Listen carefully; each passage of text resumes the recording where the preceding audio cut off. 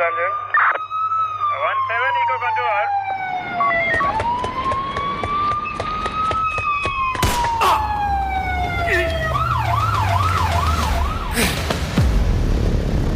আধার রাতের শহরে ফিসফিসিয়ে চলে যাত্রা, শুধুই ঝুঁকি নেওয়ার রহস্যের ছলে। আপনি কি গোয়েন্দা গল্পের ভক্ত? শুরু হোক তদন্ত, এ খেলা সর্বনাশী, সব মিথ্যের বাজিমাত, গোয়েন্দার বাঁকা হাসি।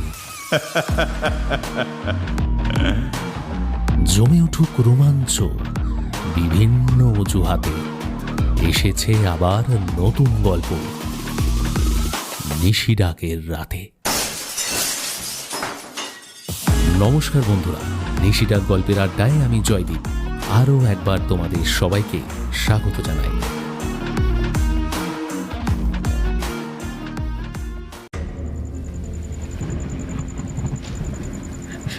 রুদ্র, রুদ্র আমাকে বাঁচাও, বাঁচাও আমাকে, আমি বাঁচতে চাই রুদ্র।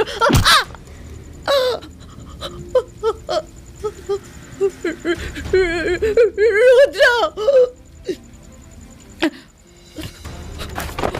তানিয়া,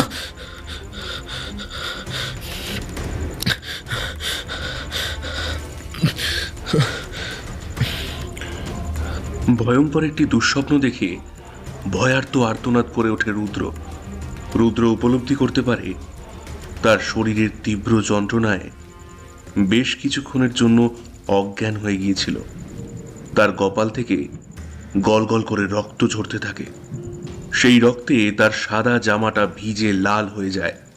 কিছুক্ষণ আগেই তার এক প্রিয়জনের সাথে ঘটে যাওয়া এক মর্মান্তিক ঘটনা তাকে উন্মাদ করেছে। সেই দৃশ্য এতটাই নির্মম ছিল যে তার ভয়ে কথা বলার শক্তিটুকু হারিয়ে গেছে।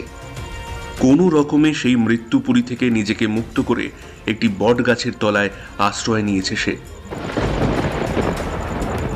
চারিদিক তীব্র অন্ধকার। নিম্নচাপের প্রভাবে আজ 3 দিন অবিরাম ভারী বৃষ্টি হয়ে চলেছে। রাত তখন 11:30। প্রবল বৃষ্টিতে লোকালয়ে জনমানব শূন্য। শুধু কয়েকটি কুকুর তার এমন রক্তাক্ত শরীর দেখে চিৎকার করে চলেছে।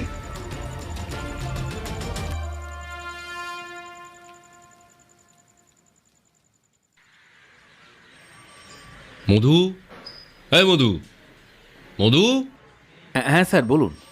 তখন যে পানের ডিব্বাটা নিয়েছিলিস কোন চুলোয় রাখলি? হ্যাঁ, খুঁজেই তো পাচ্ছি না। আগে স্যার মাফ করবেন, ওই ড্রয়ারের ভেতর ভুল করে রেখেছি। কি, ড্রয়ারের ভিতর? আর আমি খুঁজে খুঁজে হয়রান হয়ে যাচ্ছি। ওহ, ডিব্বার থেকে একটা পান বের করে মুখে পুরে নেয় সাব ইন্সপেক্টর যতীন ঘোষ। এমন সময় থানায় উপস্থিত হয় একটি শ্যামবর্ণ ভদ্রলোক। লোকটা হাঁপাতে থাকে, তার চোখে মুখে ভয়ের ছাপ। স্যার, স্যার সর্বনাশ হয়ে গেছে স্যার। তার চুলগুলো বৃষ্টিতে ভিজে এলোমেলো হয়ে আছে। লোকটির মুখমণ্ডলে একটি চাপা ভয়ের প্রতিচ্ছবি তখনও লক্ষ্য করা যায়। তার চোখের মণি দুটো যেন চোখের আস্তরণ ঠেলে বেরিয়ে এসে কিছু বলতে চাইছে। Relax relax.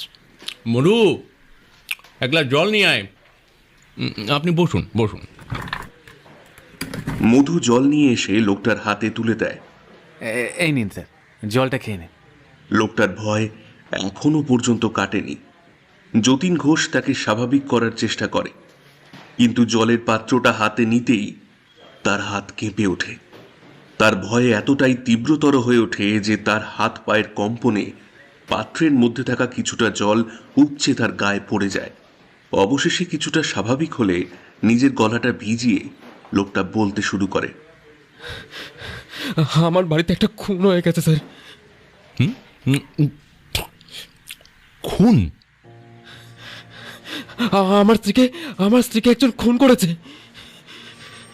ও মাই গড, আপনি তাকে দেখেছেন? না, আমি শুধু দেখিনি, আমি তাকে খুব ভালো করে চিনি। যে আমার স্ত্রীকে মেরেছে তার নাম রুদ্র সেন। আপনার নাম? আমার নাম রজত রায়। ঠিক আছে, আপনার মনের অবস্থা বুঝতে পারছি। শান্ত হন একটু। মধু, গাড়িটা বের কর, বেরোতে হবে। হ্যাঁ স্যার। ইন্সপেক্টর যতীন ঘোষ হাবিলদার রামু আর রজত পোদ্দারকে তার গাড়িতে নিয়ে সেই স্থানে চলে যায়।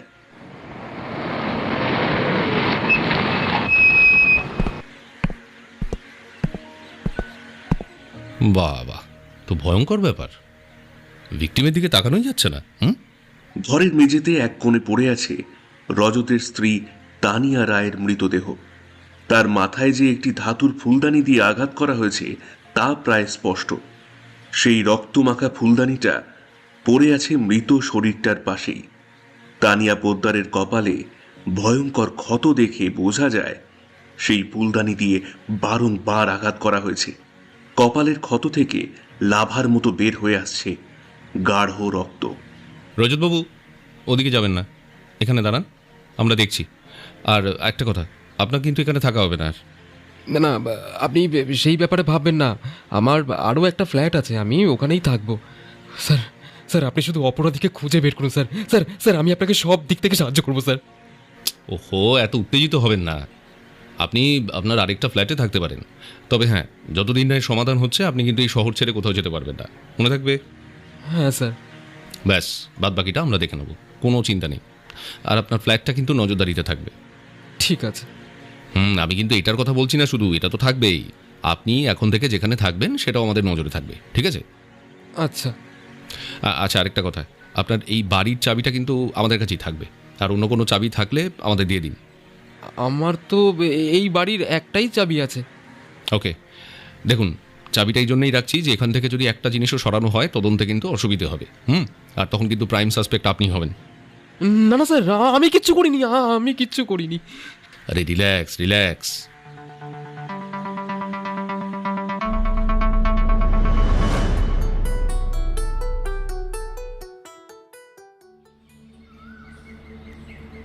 যতীন ঘোষ আরো 2 জন পুলিশকে নিয়ে গাড়ি করে রজতকে তার আরেকটি ফ্ল্যাটে দিয়ে আসে। সেই ফ্ল্যাটেও বেশ কিছুক্ষণ পর্যবেক্ষণ চলে। তার ফ্ল্যাটে থাকার অনুমতি থাকলেও পুলিশি টহলদারি থেকে মুক্তি পায় না।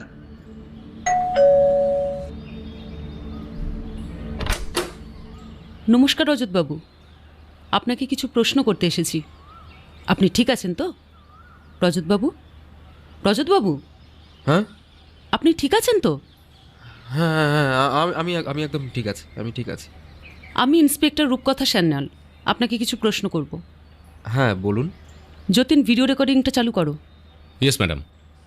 Sub inspector Jatin Ghosh video recording চালু করার পরে রজতের প্রশ্ন পর্ব শুরু হয়। বলুন ম্যাডাম, আপনি কি জানতে চান? আপনার সাথে তানিয়া রয়, ভিকটিমের বিয়ের আগে কি সম্পর্ক ছিল? মানে বলতে চাইছি, আপনাদের কি লাভ ম্যারেজ? ইয়েস ম্যাডাম, আমাদের ওই 5 বছরের প্রেম ছিল। আর বিয়ের কত বছর হলো? এই তো আর 1 মাস পরে আমাদের বিবাহবার্ষিকী ছিল। ওই ধরুন 2 বছর 11 মাস হতো। আচ্ছা, আপনার বর্ন অ্যান্ড বট আপ কি এখানেই? না, শিলিগুড়িতে আমার জন্ম, ওখানেই বড় হয়েছি আমি। তারপর পড়াশুনোর সূত্রে কলকাতায় আসা।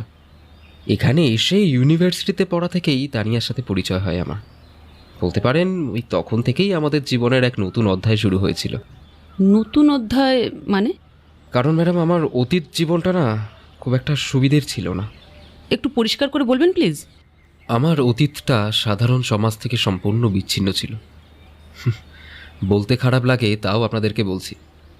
অনেকে অনেক মানুষের উপর রাগ করে বলে না যে একটা জারজ সন্তান, কিন্তু হয়তো সে জারজ নয়। তাও তাকে কেউ হয়তো রাগ করেই কথাটা বলে। তবে তবে আমার ক্ষেত্রে জানেন তো, এই কথাটা সাজে। আসলে আমার পিতৃ পরিচয় নেই তো। মা আমাকে অনেক কষ্ট করে লেখাপড়া শিখিয়ে বড় করে তুলেছেন। আপনার মা কি এখন শিলিগুড়িতেই থাকেন?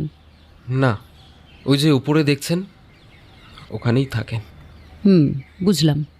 আমার মা আত্মহত্যা করেছিলেন। আত্মহত্যা? ইয়েস, আত্মহত্যা। একটা সময় মা মানসিক ভারসাম্য হারিয়ে ফেলে। আসলে একটা শয়তান লোক বিয়ের প্রতিশ্রুতি দিয়ে চলে যায়। আর তারপরেই আমার জন্ম হয়। জানেন, তখন থেকে মা শুধু ওই মানুষটার জন্যই অপেক্ষা করত, কিন্তু সে না ফিরে আসেনি আর। তারপর ধীরে ধীরে ধীরে ধীরে আমার মা যেন কেমন একটা হয়ে গেল। তখন আমরা ওই শিলিগুড়ির একটা বাড়িতেই ভাড়া থাকতাম। তারপর তারপর আমার যখন 22 বছর বয়স, তখন তখন হঠাৎ একদিন আমার মা আমার মা বাড়ির ছাদ থেকে ঝাঁপ দিল।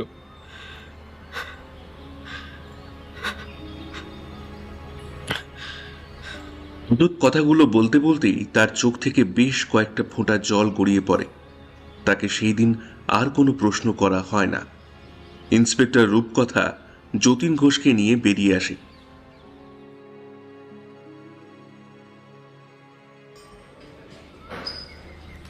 একটা সিগারেট দাও তো যতীন। হ্যাঁ ম্যাডাম, দিচ্ছি। এই নিন। কি বুঝলে? সব গুলিয়ে যাচ্ছে ম্যাডাম। ঠিক বলেছ। আর ও যার নামটা বলেছিল, তার নাম কি? মানে যাকে খুনি বলছে, ভুলে গেলাম। ওই তো রুদ্র সেন। রজতবাবু নাকি দেখেছিলেন খুন করতে। তাই? হ্যাঁ। তার কি কোনো খোঁজ খবর পেয়েছো? এই তো কালকের ঘটনা। লোকটার কোনো ছবি নেই তো? তানিয়ার মোবাইল ফোনটা কালেক্ট করেছি, দেখা যাক কোনো কিছু পাই যদি। ভালো কথা। আচ্ছা, পোস্টমর্টেম রিপোর্ট কবে পাওয়া যাবে? কালকে সকালে পেয়ে যাবো ম্যাডাম। আচ্ছা চলো, ভিকটিমের মোবাইল থেকে দেখি যদি কিছু তথ্য পাওয়া যায়। ইন্সপেক্টর রূপকথা থানায় এসে ভিকটিমের মোবাইলটা ভালো করে চেক করে। মোবাইলের কোনো পাসওয়ার্ড দেওয়া নেই, তাই তথ্য জোগাড় করতে বেশি সময় লাগলো না। কল লগ জুড়ে শুধু একটাই ফোন, রুদ্র সেন। তাই তো দেখছি ম্যাডাম। তবে সেই নাম্বারে ফোন করার চেষ্টা করা হয়েছে, সুইচ অফ বলছে। ঠিক আছে, আর কি পাওয়া যায় দেখি। বেশ কিছুক্ষণ খোঁজার পরে তাদের চ্যাট হিস্ট্রি চোখে পড়ে। তুমি চ্যাট হিস্ট্রিগুলো একটু ভালো করে দেখো তো। আমার মনে হয় এখান থেকেই আমরা সব তথ্য পেয়ে যাব। তানিয়া বলছে তুমি আমাকে কবে এখান থেকে নিয়ে যাবে। আমার এই দম বন্ধ করা পরিস্থিতি সহ্য হচ্ছে না। রুদ্র উত্তরে বলছে তুমি নিজের বাড়িতে থাকো, তাও দম বন্ধ মনে হচ্ছে। আমার এই বিধাননগরের 2 কামরার ভাড়ার ফ্ল্যাটে কি করে থাকবে? তানিয়ার উত্তর, থেকে যেতে পারবো, ভালোবাসা থাকলে কুড়ে ঘরেও থাকা যায়। এই বাড়ি আমার কাছে মৃত্যুপুরী। এর থেকে বোঝা যায় যে ওদের বিবাহিত জীবন মোটেই আনন্দের ছিল না। আর শুধু তাই নয়, ওনার স্ত্রীর সাথে একটা বিবাহ বহির্ভূত সম্পর্ক ছিল ওই রুদ্র সেনের। এই কথাগুলো রজতবাবু আমাদের এড়িয়ে গেছেন। শুধু বলেছেন রুদ্র নামের একজনকে তিনি চেনেন, যে তার বাড়িতে এসে তার স্ত্রীকে খুন করেছেন। রজতবাবুকে কিন্তু বারবার প্রশ্ন করেছি ম্যাডাম, রুদ্র সেনের সঙ্গে কোনো সম্পর্ক আছে নাকি। উনি বারবার এড়িয়ে গেছেন। তবে যাই হোক, রুদ্র নামের যে একজন কেউ এক্সিস্ট করে এটা সত্যি। কাজেই রজত রায়ের কথা একেবারেই ফেলে দেওয়া যাচ্ছে না। আবার রজতবাবুকেও সন্দেহের তালিকা থেকে বের করে দেওয়া যাবে না।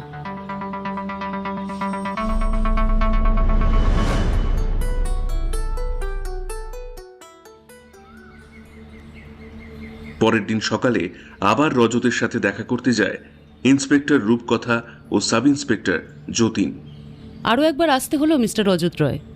আপনার যতবার ইচ্ছা আপনি ততবারই আসতে পারেন, এটা তো আপনার ডিউটি।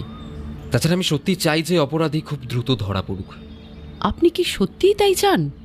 কেন ম্যাডাম, এই ব্যাপারে কি কোনো সন্দেহ আছে? এটা তো অনেক কঠিন প্রশ্ন করে ফেললেন রজতবাবু। তার আগে আমাকে একবার বলুন তো, রুদ্রর সাথে আপনার স্ত্রীর সম্পর্কের কথা লুকিয়ে গিয়েছিলেন কেন? আপনি কিছু একটা ভুল করছেন ম্যাডাম। আমি আপনাদের কিন্তু বলতে চেয়েছিলাম, আমার লুকিয়ে যাওয়ার হলে কিন্তু আমি রুদ্রর নামটা একদমই বলতাম না। তাছাড়া আমি যতীনবাবুকে প্রথম দিনই বলতে চেয়েছিলাম, কিন্তু উনিই বললেন যে পরে শুনবে। রূপকথা একবার যতীন ঘোষের দিকে তাকায়। সাব ইন্সপেক্টর যতীন মাথাটা নামিয়ে নেয়। গতকাল আপনি প্রশ্ন করতে এসেছিলেন, আমি ভেবেছিলাম যে আপনি এক এক করে প্রশ্ন করে যাবেন আর আমি তার এক এক করে উত্তর দিয়ে যাব, এতে আপনারই সুবিধা হবে। কিন্তু কিন্তু আপনি তো মাত্র 2টো প্রশ্ন করেই চলে গেলেন। যাই হোক, কী প্রশ্ন আছে করুন, আমি আপনার সব প্রশ্নের উত্তর দিতেই রাজি আছি। আচ্ছা, আপনার স্ত্রীর সাথে তো আপনার প্রেম করেই বিয়ে হয়েছিল, তাহলে আপনাদের মধ্যে সম্পর্ক খারাপ হওয়ার কারণ কি? সবথেকে বড় কারণ হলো আমার শারীরিক অক্ষমতা। এই নিয়ে সারাদিনই আমাদের মধ্যে ঝামেলা চলত। You are sick. তুমি কিন্তু আমাকে এইভাবে অপমান করতে পারো না তানিয়া। হ্যাঁ হ্যাঁ আমি পারি, আমি তোমাকে অপমান করতে পারি mister Rajat. You have no right to touch me again, okay? তোমার থেকে না সেক্স ডলগুলো অনেক ভালো, জানো তো, অনেক ভালো। ইম্পর্ট্যান্ট কোথাকার। You bastard! তোমার কথায় আমার কিছুই যায় আসে না। তাহলে কার কথায় যায় আসে? হ্যাঁ, ওই রুদ্র নামের বেজন্মার বাচ্চাটার কথায় যায় আসে। হ্যাঁ একদম ঠিক বলেছো। এই শোনো, তুমি না নিজের সাথে রুদ্র তুলনা করো না, হ্যাঁ? ও যখন আমাকে বিছানায় জড়িয়ে ধরে না, আমি চিৎকার করে উঠি। ছি ছি ছি তানিয়া, ছি! আমি তোমাকে যত দেখছি না, আমি যেন অবাক হয়ে যাচ্ছি। ছি, এত নোংরা, এত নোংরা তুমি!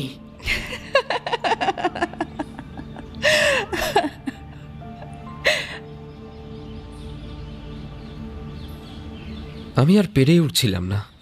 তাই আপনার স্ত্রীকে মেরে দিলেন, তাই তো? মানে? মজা করলাম, আপনি বলুন। আমি যদি নিজেই মারতাম তাহলে কি আপনাদের কাছে আমি নিজে যেতাম? হ্যাঁ, তাও ঠিক কথা। আর কিছুক্ষণের মধ্যেই ফরেন্সিক রিপোর্ট পেয়ে যাব। যাই হোক, এবার বলুন তো রজতবাবু, আপনার স্ত্রীর বাপের বাড়ি কোথায়? ওর বাপের বাড়ি দমদমে। তাহলে তো বেশি দূরে নয়, সামনেই। হ্যাঁ, তবে আমি যাই না। আসলে আমাকে ওদের বাড়ির লোক খুব একটা পছন্দ করে না। কেন আমি সেটা বলতে পারবো না। আর তাছাড়া আমাদের বিয়েটাও মেনে নিতে পারেনি ওনারা। আর আমাদের বিয়ে তো শুধুমাত্র ওই রেজিস্ট্রি করেই হয়েছে, কোনো রকম উৎসব করে বা রিচুয়াল মেনে হয়নি। বাড়িতে কে কে আছে আপনি সেটা জানেন নিশ্চয়ই? ওর বাবা, মা আর বোন, হ্যাঁ, আর একটা অবিবাহিত পিসি। ওদের জানানো হয়েছে তো, মানে এই খবরটা? হ্যাঁ, কালকে রাতে খবরটা দেওয়া হয়। তবে ওদের বাড়ি থেকে আমি আর কোনো ফোন পাইনি। জানি না ওনারা কেমন অবস্থায় আছেন। আপনি ঠিকানাটা দিন, আমি যোগাযোগ করে নেব। রজত একটা কাগজে ঠিকানাটা লিখে দেয়। আর সময় নষ্ট না করে বেরিয়ে পড়ে রূপকথা আর যতীন।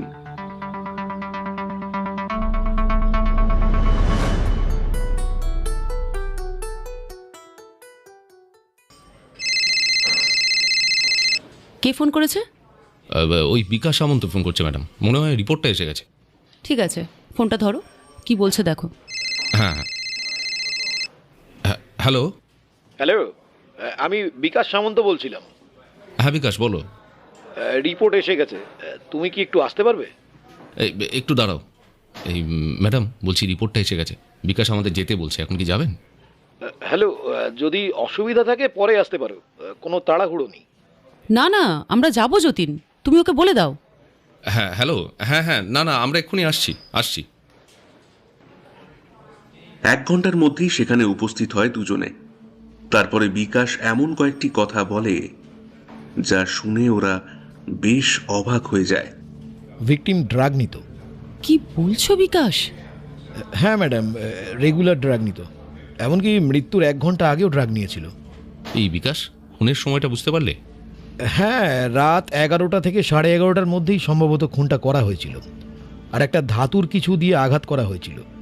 কপালে 12-13 ভরা আঘাত করা হয়েছিল। আর কোনো ক্লু পেয়েছো? মানে হাতে বা পায়ে কোনো মলাস্টেশনের চিহ্ন? হ্যাঁ হ্যাঁ, পাওয়া গেছে। এমন কোনো ব্যক্তি আছে যার বড় বড় নখ আছে। 5 আঙুলের নখের দাগ শরীরে পাওয়া গিয়েছে। এমনকি সেই ঘরের থেকে একটি নখের টুকরো পাওয়া গিয়েছে। মৃত্যুর আগে একটা যৌন সম্পর্ক হয়, তবে সেটা একই ব্যক্তি কিনা সেটা বোঝা যায়নি। তবে ঘরে কোনো তৃতীয় ব্যক্তি ছিল, তার উপস্থিতিও পাওয়া গিয়েছে। Was she raped?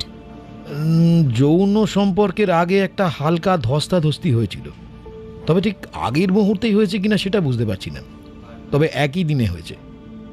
আরও একটা কথা আছে ম্যাম। বলো। ফ্লোর থেকে 2টো ডিফারেন্ট ব্লাড পাওয়া গিয়েছে। একটা ভিকটিমের, অন্যটা অন্য কোনো ব্যক্তির রক্ত। আরও কয়েকটা ফরেন্সিক টেস্ট করার আছে, কিছু ফিঙ্গারপ্রিন্টস পাওয়া যাবে। আমি রজতবাবুর ব্লাড স্যাম্পেলটা নিয়ে আসবো। ম্যাচ করে কিন্তু তোমাকেই দেখতে হবে। আর হাতে বড় বড় নখ, ওটা কিন্তু রজতের হাতেই আমি দেখেছি। এখন তো শুধু সন্দেহ করলেই আর হবে না, প্রমাণ খুঁজতে হবে। যাই হোক, এখন যেতে হবে। আবার দেখা হচ্ছে। আচ্ছা, যাওয়ার সময় বাইরে সিসিটিভি ফুটেজটা কিন্তু নিতে হবে। কথাটা বলে যতীনকে সাথে নিয়ে সেই বাড়ির উদ্দেশ্যে বেরিয়ে পড়ে।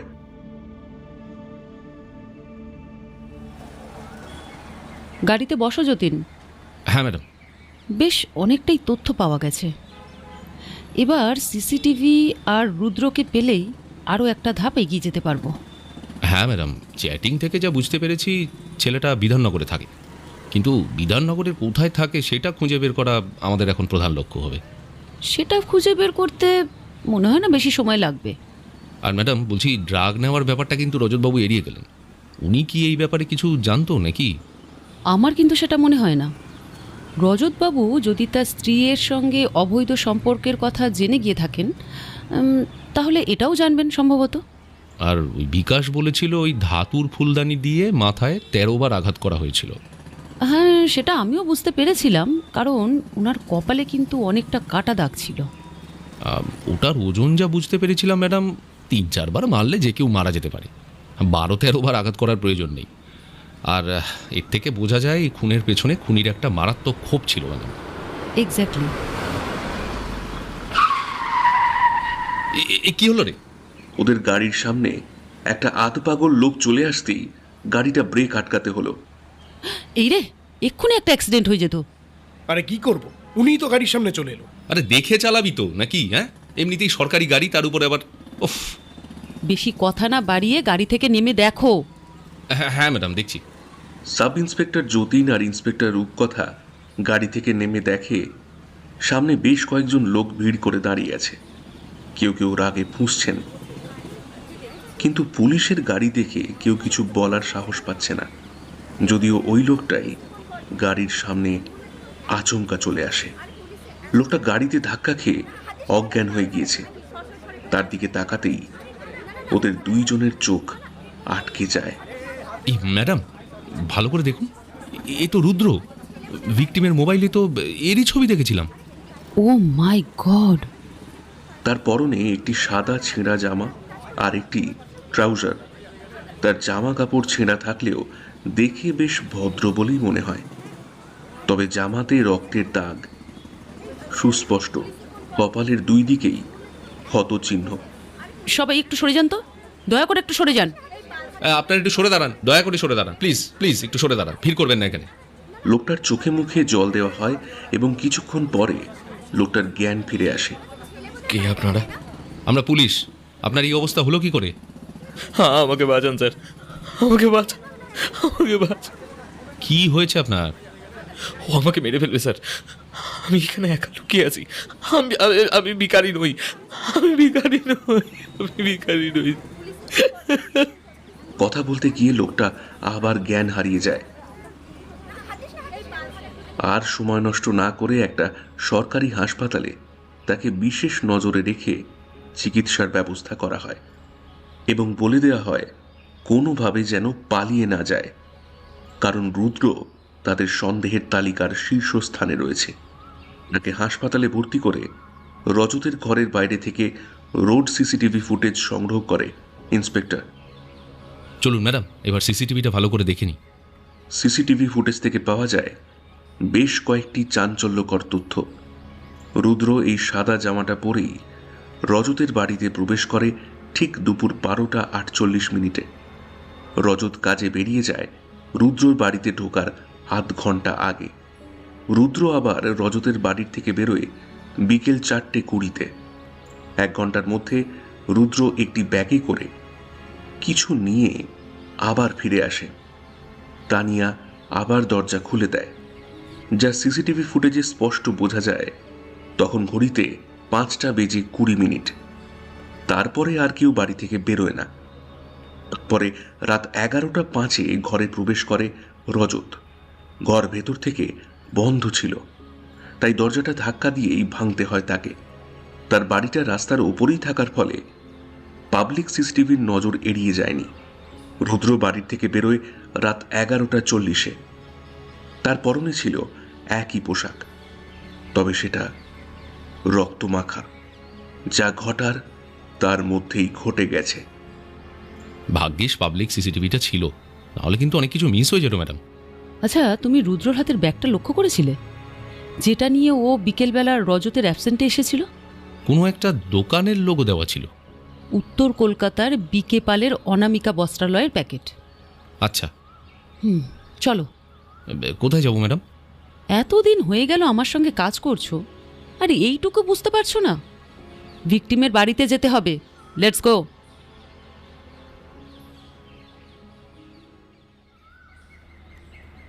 আমি কি করে এত বড় ভুল করলাম কে জানে। ওদের বেডরুমের খাটের কোনায় ওই পলিথিনের ব্যাগটা আমি দেখেছিলাম। পরের দিন রুদ্র কিছুটা ভালো হয়ে উঠতেই তাকে পুলিশের হেফাজতে নিয়ে প্রশ্ন পর্ব শুরু হয়। কেমন আছেন রুদ্রবাবু? হ্যাঁ, এতদিন ভালো ছিলাম না, আজ থেকে একটু ভালো।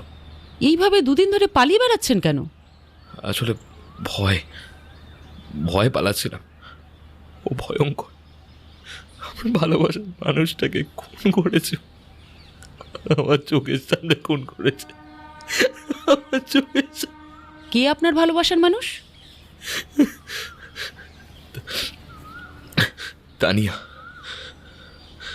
আমি ওকে খুব ভালোবাসতাম, আমরা দুজনেই দুজনকে ভীষণ ভালোবাসতাম, কিন্তু কিছু করার ছিল না, কারণ ও ছিল বিবাহিত। ওকেও স্বামী খুন করেছে ম্যাডাম, আর ও আমাকেও মেরে ফেলতো। আমি কোনো রকমে পালিয়ে বেঁচে আছি। এই দেখুন আমাকে ও কীভাবে মেরেছে দেখুন ম্যাডাম। তাই আমি দুদিন বাড়ি ফিরতে পারিনি। লোকটা আমার বাড়ি চেনে, ওখানে কি আমাকে মেরে আসতে পারে। আমাকে বাঁচান ম্যাডাম, আমি আপনাদের পায়ে পড়ছি ম্যাডাম, আমাকে বাঁচান ম্যাডাম। কোনো চিন্তা করবেন না, আমি দেখছি কি করা যায়। সত্যি বলতে যে অপরাধ করবে শাস্তি তো তাকে পেতেই হবে। বলুন, আপনাকে কয়েকদিন আপাতত এখানেই থাকতে হবে, আর এই তদন্তের ভার আমি নিয়েছি। আপনি খুন করুন বা তানিয়ার স্বামী খুন করুক, যেই খুন করুক না কেন, শাস্তি কিন্তু ভয়ঙ্কর হবে, এটা মাথায় রাখবেন। আচ্ছা, বাই দ্য ওয়ে, আপনার মোবাইল ফোনটা কোথায়, যেটা থেকে তানিয়ার সাথে কথা বলতেন? আমার ফোনটা ওদের ঘরেই ফেলে এসেছি। আমার ওপরে যেভাবে আক্রমণ করা হয়েছিল তাতে আমি আর ফোনটা নিতে পারিনি। তানিয়া তো স্বামীর সঙ্গে কলকাতাতে থাকতো, তাই তো? হ্যাঁ, কিন্তু ও সুখে ছিল না। আমাকে সব সময় বলতো এখান থেকে নিয়ে চলো, এখান থেকে আমাকে বাঁচাও, কিন্তু আমি অভাগা কিচ্ছু করতে পারিনি। আপনি কি বিধাননগরে একাই থাকেন? হ্যাঁ, একটা ওষুধের দোকানে কাজ করি, আর বিধাননগরে একটা কোয়ার্টারে থাকি। রোজগারটা খুব একটা বেশি নয়, 7,000 টাকা মোটে মাইনে পাই, আর মনে হয় কাজটা থাকবে না আমার।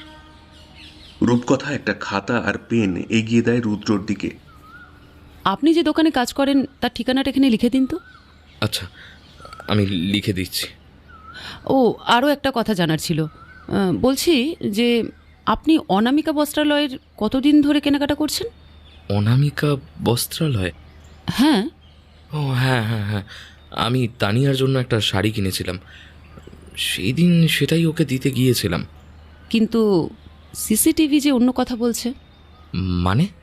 মানেটা এটাই যে আপনি প্রথমে খালি হাতে ওই বাড়িতে গিয়েছিলেন, তার কয়েক ঘন্টা পরে বেরিয়ে যান, তারপরে অনামিকা বস্ত্রালয়ের প্যাকেট নিয়ে আবার ওখানে আসেন।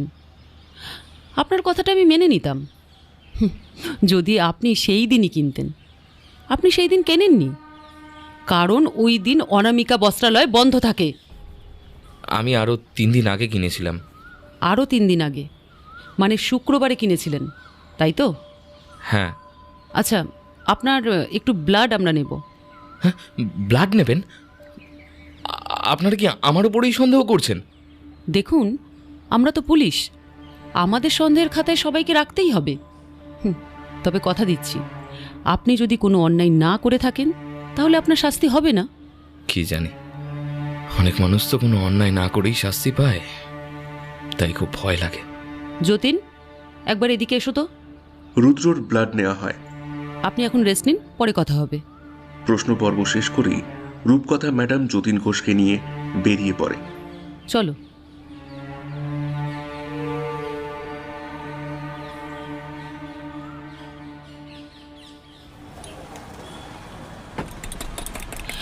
দাদা 2 কাপ চা দেবেন তো, ভাড়ে দেবেন। হ্যাঁ ম্যাডাম, বলছি ওই রুদ্রবাবুর সাদা জামাটা ফরেন্সিকে পাঠিয়ে দিয়েছি, এবারে ব্লাডটা পাঠিয়ে দিলেই অনেক কিছু ক্লিয়ার হবে। ও ও বাবা, কি হলো ম্যাডাম, একটু জল খাবেন? এই একটা ঠান্ডা জল দাও না। কিছু হয়নি আমার, ঠিক আছি। কি চিন্তা করছেন বলুন তো ম্যাডাম? আচ্ছা যতীন, তোমার কি মনে হয় কে খুনটা করতে পারে? রুদ্র, রজত, নাকি অন্য কেউ?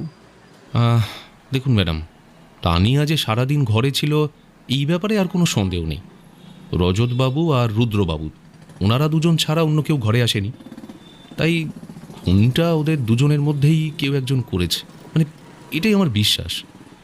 তবে আগে থেকে কেউ ঘরে লুকিয়েছিল কিনা সেটা সম্ভব নয়, কারণ আমি শেষ 1 মাসের ফুটেজ দেখেছি। রজতবাবু, রুদ্রবাবু আর তানিয়া ছাড়া আর 2-3 বার ডেলিভারি বয় এসেছিল, তাও সেই ডেলিভারি বয় ঘরেও আসেনি। কাজেই সেটা পরিষ্কার। আমার তো রুদ্রবাবুকে বেশি সন্দেহ হয়। আর রজতবাবু, তাকে সন্দেহ হয় না তোমার? ম্যাডাম, লোকটা হয়তো স্ত্রীর সাথে খারাপ ব্যবহার করতো, মানে হয়তো মাঝে মাঝে গায়ে হাতও তুলেছে, তো খুন হয়তো করেনি জানেন। আর তার স্ত্রীর সাথে ঝামেলা হওয়াটাও স্বাভাবিক, কারণ রজতবাবুর কথা অনুযায়ী প্রতিনিয়ত তার স্ত্রী তাকে ওই পৌরসত্ব নিয়ে অপমান করত। বিবাহিত হয়েও অন্য সম্পর্কে ছিল। তাছাড়া সে তো নিজেই আমাদের জানাতে এসেছিল। অনেক সময় কি হয় জানো তো, খুনি খুন করে নিজেই পুলিশকে জানাতে চলে আসে, যাতে তার প্রতি কোনো সন্দেহ না থাকে। আসলে তুমি এই জগতে বেশি দিন আসনি তো, তাই তোমার অভিজ্ঞতাটা কম। আমাদের সাথে থাকো, তারপরে দেখবে অনেক অভিজ্ঞতা বেড়ে গেছে। সেটা রজতবাবুর খুনের একটা মোটিভ আছে। হতেও পারে যে ওনার স্ত্রীর সাথে ওনার রুদ্রকে উনি অন্তরঙ্গ অবস্থায় দেখে ফেলেছিলেন, দেখে মাথা ঠিক রাখতে পারেননি, তাই খুনটা করেছেন। কিন্তু রুদ্রর সাথে যে তানিয়ার সম্পর্ক ছিল সেটা তো মেসেজ আর ফোন কল থেকেই জানা যাচ্ছে। তাহলে তানিয়াকে কেন রুদ্র খুন করবে? আর যদি এটাই সত্যি হয়, তাহলে মোটিভটা খুঁজে বের করতে হবে আমাদের। আর তার জন্য রুদ্রবাবুর ফোনটা খুঁজে বের করাটা সব থেকে আগে দরকার। তুমি তাড়াতাড়ি চাটা খাও, একবার স্পটে যেতে হবে। তাড়াতাড়ি চা শেষ করে দুজনেই সেখানে চলে যায় আরও কিছু তথ্য প্রমাণের জন্য। তাদের আশাহত হতে হয় না। যেমনভাবে সেই দিন ক্যারি ব্যাগটা বিছানার কোণে রাখা ছিল সেইভাবেই রাখা আছে। হাতে একটা গ্লাভস পরে ব্যাগটা হাতে তুলে নেয় যতীন ঘোষ। তারপরে সেই ব্যাগের মধ্যে থেকে দোকানের বিলটা পাওয়া যায়। এই দেখুন ম্যাডাম, বিলটা পেয়েছি। শুক্রবারের বিল? হ্যাঁ, একটা শাড়ি কেনা হয় আর একটা জামা কেনা হয়। দেখি। আচ্ছা যতীন, আর কিন্তু দেরি করা যাবে না, চলো একবার দোকানে যাই। অনামিকা বস্ত্রালয়ে যাব? হ্যাঁ, তাড়াতাড়ি। দোকানের বিল আর ক্যারি ব্যাগটা নিয়ে সাব ইন্সপেক্টর যতীন ঘোষ দোকানের ভেতর প্রবেশ করে। নমস্কার, আপনি কি এখানে কিছু কিনতে এসেছেন? শুনুন, আমি এখানে কিছু কিনতে আসিনি, কয়েকটা প্রশ্ন করার আছে। এই বিলটা একটু ভালো করে দেখুন তো, আপনার দোকানের বিল তো? হ্যাঁ হ্যাঁ, শুক্রবারের বিল। তা এটা দেখে একটু বলতে পারবেন কি কেনা হয়েছিল, একটা তদন্তের ব্যাপারে। আচ্ছা, কিন্তু কি হয়েছে স্যার? আমরা তো স্যার শুধু ব্যবসা করি স্যার। দেখুন, আপনার কোনো ভয় নেই, একজন ক্রিমিনাল আপনার দোকান থেকে জিনিস কিনেছিল। ও মাই গড, একটু দাঁড়ান, আমি দেখে বলছি। উনি তো একটা শাড়ি কিনেছিলেন আর বাই 1 get 1 ফ্রিতে 2টো জামা কিনেছিলেন। ওই তো এখনো অফার আছে। কি রঙের জামা? দুটোই সাদা জামা নিয়েছিল, বিলে তো এটাই লেখা আছে স্যার। রিয়েলি? হ্যাঁ হ্যাঁ। আচ্ছা, ভালো করে একবার দেখুন তো, এই লোকটা কি এসেছিল? যতীন ঘোষ মোবাইলে রুদ্রর ছবিটা একবার দেখায়। হ্যাঁ, এই তো এসেছিল। কি পাগল লোক স্যার, বললো নিজের জন্য 2টো জামা নেবে। আমরা বললাম নিজের জন্যই যদি নেবেন তাহলে একই রঙের জামা নেবেন কেন, আপনি নিজের জন্য নিলে 2টো আলাদা রঙেরই নিতে পারেন। গালাগাল করলেন, একেবারে ঝগড়া শুরু করে দিয়েছিলেন স্যার। তখনই আমার একটু এই লোকটাকে সন্দেহজনক বলেই মনে হচ্ছিল। নাহলে এইভাবে কেউ রিয়াক্ট করে নাকি? বাবা, ভয়ানক। ঠিক আছে, এখন আসছি, পরে কথা হবে। হ্যাঁ স্যার, সাবধানে যাবেন স্যার। কথাটা বলে বাইরে বেরিয়ে আসে সাব ইন্সপেক্টর। কি বললো? ম্যাডাম, বেশ সন্দেহজনক জানেন। উনি 2টো জামা কিনেছিলেন, একটার সাথে একটা ফ্রি আর কি, আর 2টো জামার রঙই সাদা। তাহলে উনি ওই জামাটা পরেই সেদিন গিয়েছিল, কিন্তু 2টো একই জামা কেন? সেটাই তো ভাববার বিষয় ম্যাডাম। আগে রুদ্রবাবুর জামার রিপোর্টটা আসতে দাও। তারপরে দেখছি।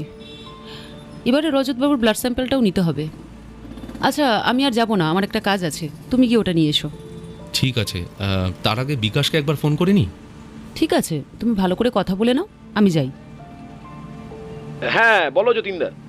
হ্যালো, হ্যাঁ বিকাশ বলছি, আমি একটু পরে ওই ব্লাড স্যাম্পেলটা নিয়ে আসবো। ঠিক আছে এসো। আর একটা কথা আছে যতীনদা। হ্যাঁ বলো। তুমি যে জামাটা ফরেনসিক করতে দিয়েছিলে ওটা রিপোর্ট এসে গিয়েছে। ওটাতে একজনের রক্তেরই দাগ পাওয়া গিয়েছে, আর যেটা দিয়ে খুন করা হয়েছে ওটাতে দুটো ফিঙ্গারপ্রিন্ট পাওয়া গিয়েছে, মানে দুটো আলাদা ব্যক্তি, একটা তানিয়ার আর অন্যটা রজতবাবু। বেশ, ঠিক আছে। যতীন রজতবাবুর ফ্ল্যাটে গিয়ে তার ব্লাড স্যাম্পল নিয়ে বিকাশের কাছে চলে যায়। এই নাও বিকাশ, দুটো স্যাম্পেল আছে, একটা রজতবাবুর আর একটা রুদ্রবাবুর। মেঝেতে ভিকটিমের কাছে ভিকটিমের নিজের ব্লাড ছাড়াও আরও একজনের রক্ত পাওয়া গিয়েছে। আবার তারই রক্ত ভিকটিমের বডির 8 ফুট দূরত্বে পাওয়া যায়। এবার এই স্যাম্পেল থেকে পরিষ্কার এটা বুঝতে পারবো ওটা রজতবাবুর রক্ত নাকি রুদ্রবাবুর রক্ত। আর তুমি যে জামাটা দিয়েছো ওটা তো রুদ্রবাবুর। হ্যাঁ, ওই জামাতে একজনের ব্লাড পাওয়া গিয়েছে, আর সেটা মাটিতে পড়া রক্তের সঙ্গে মিলে গিয়েছে। তাহলে জামাতে লেগে থাকা রক্তের দাগ যদি রুদ্রবাবুর নিজের হয়, তাহলে ফ্লোরের রক্তটা সম্ভবত ওনারই হবে। ঠিক আছে, তুমি এখন যাও, আমি কালকেই তোমাকে রিপোর্ট দিয়ে দেবো।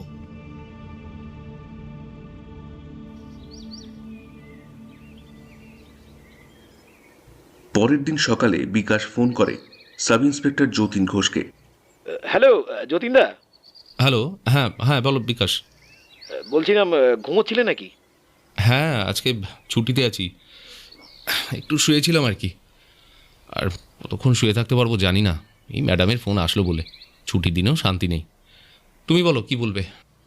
মেঝেতে তানিয়ার বডির কাছে আর বডির থেকে 8 ফুট দূরত্বে যে ব্লাড স্যাম্পল পাওয়া গিয়েছে ওটা রুদ্রর সঙ্গে মিলে গিয়েছে, এবং ওই জামায় শুধুমাত্র তার নিজের রক্ত লেগেছিল, তানিয়া বা রজতবাবুর রক্ত লেগেনি।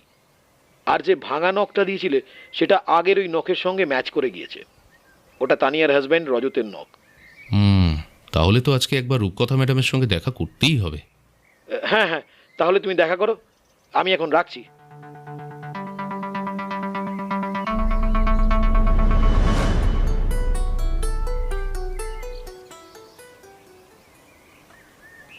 কি ব্যাপার যতীন, তোমার আজকে তো ছুটি? ম্যাডাম বলছি, একটা ইনফরমেশন আছে, তাই আসতে হলো। ফোনে জানানো যাবে না। হ্যাঁ বলো। ম্যাডাম, যা জানা গেছে একটা একটা করে বলছি। হ্যাঁ, দেখুন, ভাঙা নখটা রজতবাবুর নখের সাথে মিলে গেছে, আর মাটিতে 2 জায়গায় যে রক্ত পড়েছিল, মানে বডির সামনে আর 8 ফুট দূরত্বে, দুটোই কিন্তু রুদ্রবাবুর রক্তের সাথে মিলে গেছে। আর মাটিতে রজতবাবুর কোনো কিন্তু রক্ত ছিল না, এমনকি রুদ্রর জামাতে ওনার নিজের রক্তের দাগ ছাড়া আর কারো রক্তের দাগ ছিল না। আর রজতবাবুর জামা? ওটা তো আগেই দেখা হয়েছিল। একটু দাঁড়াও যতীন, আমাকে মাথায় একটু ভালো করে জিনিসটা সাজিয়ে নিতে দাও। নখ রজতবাবুর সঙ্গে মিলে গেছে, তানিয়ার সাথে একটা ধস্তাধস্তি হয়েছে, তার মানে এটা সম্ভবত রুদ্র বাড়িতে যাওয়ার আগে হয়েছে। কারণ রুদ্র শেষ দিন তানিয়াকে মেসেজ করে বলেছিল তানিয়া যেন রজতের সাথে ইচ্ছে করে ঝামেলা করে। রজতের মাথা গরম, তাই তানিয়াকে আক্রমণ সে করবে, সেটা কিন্তু আগের থেকেই ওর জানা ছিল। তাহলে সেপারেশন দিয়ে খোরপোশ নিতে আরও সুবিধা হবে।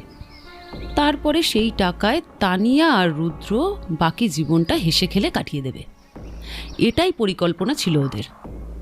সেই মতো রজত বাড়ি থেকে বেরোনোর আগে তানিয়া রজতের সাথে ইচ্ছে করেই ঝগড়া করেছিল। রজত তানিয়ার গায়ে হাত তোলে, একটা ধস্তাধস্তির ফলে রজতের নখ ভেঙে যায়। রজত যখন বাইরে বেরিয়ে আসে তখন সিসিটিভি ফুটেজে রজতের বডি ল্যাঙ্গুয়েজ দেখে পরিষ্কার বোঝা যাচ্ছিল যে সে খুব রেগে আছে। বুঝলাম। এবার বলো, ফ্লোরের ব্লাড স্যাম্পেল রুদ্রবাবুর সাথে মিলে যায় কি, তাই তো? তানিয়ার দেহটা যেখানে ছিল ওখানে তানিয়ার রক্ত ছাড়াও রুদ্রবাবুর রক্ত পড়েছিল, এমনকি ওই 8 ফুট দূরত্বে রুদ্রবাবুর রক্তই পাওয়া গেছে। সারা ঘরে রজতবাবুর কোনো রক্তের দাগ ছিল না। কিন্তু দেখো, যে ফুলদানি দিয়ে আঘাত করা হয়েছিল তাতে রজত আর তানিয়ার হাতের ছাপ ছিল, কিন্তু রুদ্রের হাতের ছাপ পাওয়া যায়নি। রুদ্র পরিকল্পনা করেই সব কিছু করেছে, নিজের ফিঙ্গারপ্রিন্ট যাতে না ওঠে। তাই জন্য গ্লাভস বা অন্য কিছু পরে ফুলদানিটা হাতে নিয়ে তানিয়াকে খুন করে। তানিয়া নিজেকে বাঁচানোর জন্য ফুলদানিটা নিজের হাত দিয়ে ধরে। একটা সময় তানিয়া ফুলদানিটা নিজের হাতে নিয়ে রুদ্রকে আঘাত করে, কিন্তু কিছু করতে পারল না। তার ফলে তানিয়ার ফিঙ্গারপ্রিন্ট ওতে ধরা পড়ে গেল। রুদ্রকে আঘাত করার ফলে ঠিক ওখানে রুদ্রর রক্ত পড়ে, আর রুদ্র তানিয়াকে খুন করে ঠিক 11:30টার সময়। সেই সময় রজত ঘরে ঢুকবে আর পরিকল্পনা করে তার নামে অপবাদ দেবে, এটাই ঠিক করে। রজত ঘরের দরজা ভেঙে ঢুকে তার স্ত্রীকে এই অবস্থায় দেখে নিজেকে সামলাতে পারবে না, এটাই তো স্বাভাবিক। তাই ওই ফুলদানি দিয়েই রুদ্রর অন্য দিকের কপালে আঘাত করে। সেটা ঘটে তানিয়া থেকে এই প্রায় 8 ফুট দূরে। তাই সেখানে রুদ্রর রক্ত পাওয়া যায়। সেটা অবশ্য রজতের মারের আঘাতে এবং রজত ওটা হাতে তুলে নেওয়ার ফলে রজতের ফিঙ্গারপ্রিন্টটা থেকে যায়। শুধুমাত্র রুদ্রের ফিঙ্গারপ্রিন্ট কিন্তু ওই ফুলদানিতে পাওয়া যায়নি। রুদ্র এমন একটা ভাব দেখায় রজত তানিয়াকে খুন করেছে আর তার উপরেই আক্রমণ করেছে। পুরো পরিকল্পনা রুদ্র কিন্তু আগের থেকেই সাজিয়ে ফেলেছিল। এর মাঝখানে আরও একটা ঘটনা ঘটে। কি? রুদ্র তানিয়াকে 12 থেকে 13 বার আঘাত করল, আর তাতে তানিয়ার 1 ফোঁটা রক্ত রুদ্রর গায়ে লাগলো না। এটা কি কখনো হতে পারে? কারণ আমরা রিপোর্ট অনুযায়ী রুদ্র জামা থেকে তানিয়া আর রজত এর মধ্যে কারোর রক্তের দাগ পাইনি। সুতরাং শুধুমাত্র রুদ্রর নিজের রক্তের দাগ ছাড়া আর কোনো দাগ ছিল না সেই সাদা জামাটায়। 1 বার বা 2 বার নয়, কিন্তু একটু ভালো করে ভেবে দেখো, 12 থেকে 13 বার আঘাত করলো আর ভিক্টিমের গায়ে 1 ফোঁটাও রক্তের দাগ লাগলো না। রুদ্র দুটো একই রঙের জামা কিনল, তাই তো? প্রথম সাদা জামাটা পরে তানিয়াকে খুন করে। তাতে অবশ্যই তানিয়ার রক্ত লাগে, অবশ্যই লেগেছিল।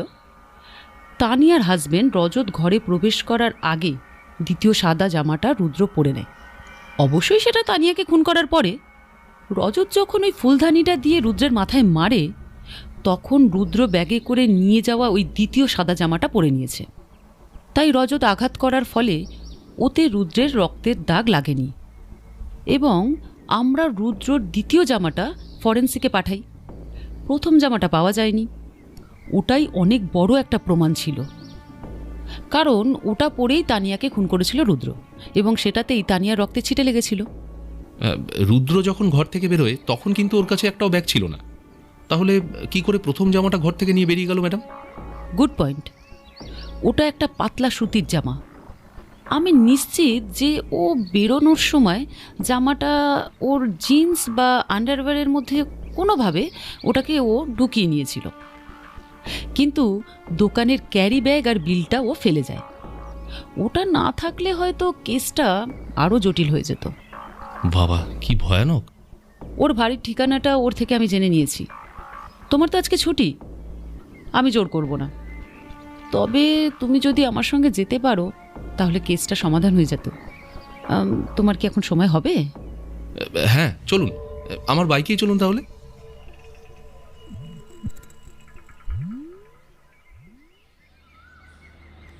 রুদ্রর বাড়ির ঠিকানা খুঁজে ইন্সপেক্টর রূপকথা আর যতীন সেখানে উপস্থিত হয়। বাইরে থেকে একটা বড় তালা ঝোলানো আছে। এখন দুপুর, তাই হয়তো তেমন কাউকে বাইরে দেখা যাচ্ছে না। বেশ কিছুক্ষণ পরে একটা বয়স্ক ভদ্রলোককে সামনে দেখতে পেয়ে রুদ্রর ব্যাপারে প্রশ্ন করে যতীন। এই যে শুনছেন? আমাকে ডাকছেন? হ্যাঁ হ্যাঁ, আপনাকেই বলছি। আপনার নাম? আমি নগেন মুখার্জি। আপনি কি এখানেই থাকেন? হ্যাঁ, কেন বলুন তো? আচ্ছা, এই ঘরটা কি চেনেন? হ্যাঁ, আরে চিনবো না কেন? এটাই রুদ্রর ঘর। রুদ্র সেন? হ্যাঁ। কি হয়েছে বলুন তো? কিছু সমস্যা আছে নাকি? একটা ইনভেস্টিগেশনের জন্য এসেছি। কিসের জন্য? সেই সব পরে বলছি। তার আগে আমাকে বলুন দেখি, আপনি কতদিন ধরে রুদ্রকে চেনেন? 1 বছর হবে। আমার চায়ের দোকান তো আছে। ও তো রোজ চা খেতে আসতো। কয়েকদিন হলো আসছে না, ঘরে তো তালা বন্ধ। আপনারা খোঁজ করছেন, কি হয়েছে বলুন তো? কোনো থানা থেকে আসছেন নাকি? বলছি এখানে কি উনি একাই থাকতেন? হ্যাঁ, একাই তো থাকতো, একটা ওষুধের দোকানে কাজ করতো, তেমনটাই তো বলেছিল আমাকে। বাড়িতে কারোর আসা যাওয়া ছিল না? না, তেমন কেউ আসতো না। ওই মাঝে মধ্যে রিনা আসতো, তবে বেশ কিছুদিন ও আসেনি। রিনাকে? রিনাই পাড়ারই মেয়ে, ডাক্তার প্রীতম বাবুর মেয়ে। খুব বড় ডাক্তার উনি। হ্যাঁ। তার সাথে রুদ্রর কি সম্পর্ক? ওরা তো একে অপরকে ভালোবাসে শুনেছিলাম। আগে রিনা খুব আসতো রুদ্রর ঘরে, গত 2 মাস হলো আসেনি। আমাদের পাড়াতে তো এখন ওটাই গরম খবর। হ্যাঁ, বুঝতে পারছেন তো, পাড়ার ছেলে ছোকরারা তো এই নিয়ে মজা করে। আচ্ছা, আপনি কি আমাকে একটু রিনার বাড়িটা দেখিয়ে দেবেন? হ্যাঁ, অবশ্যই, আসুন। আরে তার আগে বলুন তো ব্যাপারটা কি হয়েছে। ওনাকে বুঝিয়ে বলো যতীন। শুনুন, একটা খুন হয়েছে। খুন? হ্যাঁ, একজন বিবাহিত মহিলা খুন হয়েছে, আর সেই খুনে আমাদের সন্দেহের তালিকায় রুদ্র সেন আছে। হ্যাঁ, ছেলেটাকে দেখেই আমার সন্দেহ হতো, কেমন যেন চোর চোর দেখতে। তা ওকে কি ধরতে পেরেছেন নাকি? আমাদের কাছেই আছে। এই যে এইটাই ডাক্তারবাবুর বাড়ি। আমি আসছি। হ্যাঁ, বলবেন না যে আমি ঘর দেখিয়ে দিয়েছি। আপনারা বলবেন আপনারা নিজেই জেনে এখানে এসেছেন। হ্যাঁ, একই পাড়ায় থাকতে হয়তো বোঝেনি। ওহ, আপনি নিশ্চিন্ত থাকুন, কোনো অসুবিধে নেই, আপনি আসতে পারেন। ঠিক আছে, ধন্যবাদ। নগেন মুখার্জি চলে যাওয়ার পর বাড়ির কলিং বেল বাজায় যতীন।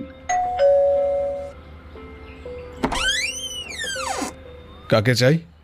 নমস্কার ডাক্তারবাবু, থানা থেকে আসছি। আপনার মেয়ে কি বাড়িতে আছে? হ্যাঁ আছে, কিন্তু কেন, কি হয়েছে? আপনি একটু ডেকে দেবেন, কয়েকটা প্রশ্ন আছে। আচ্ছা বেশ, ভেতরে আসুন। ডাক্তারবাবু তার দুয়ারে পুলিশ দেখে বেশ ভয় পেয়ে যায়। তারপরে দোতলার ঘর থেকে তার মেয়ে রিনাকে নিয়ে আসে। নমস্কার, তোমার নামই তো রিনা? হ্যাঁ, রিনা দেবনাথ। ডাক্তারবাবু কিছু মনে করবেন না, আসলে আমাদের তো কিছু রুলস থাকে, সেগুলো আমাদের মেনে চলতে হয়। আপনি একটু অন্য ঘরে গিয়ে বসবেন প্লিজ। ঠিক আছে, আমি চলে যাচ্ছি। হ্যাঁ, তোমাকে যেটা বলছিলাম, হ্যাঁ রিনা, তুমি কতদিন ধরে রুদ্রকে চেনো? এই 7-8 মাস। প্রেম ছিল? একটা সময় পর্যন্ত ছিল, তবে বেশ কিছুদিন হলো ও আমাকে ইগনোর করতে শুরু করেছে। হয়তো আমার সাথে আর সম্পর্ক রাখতে চায় না।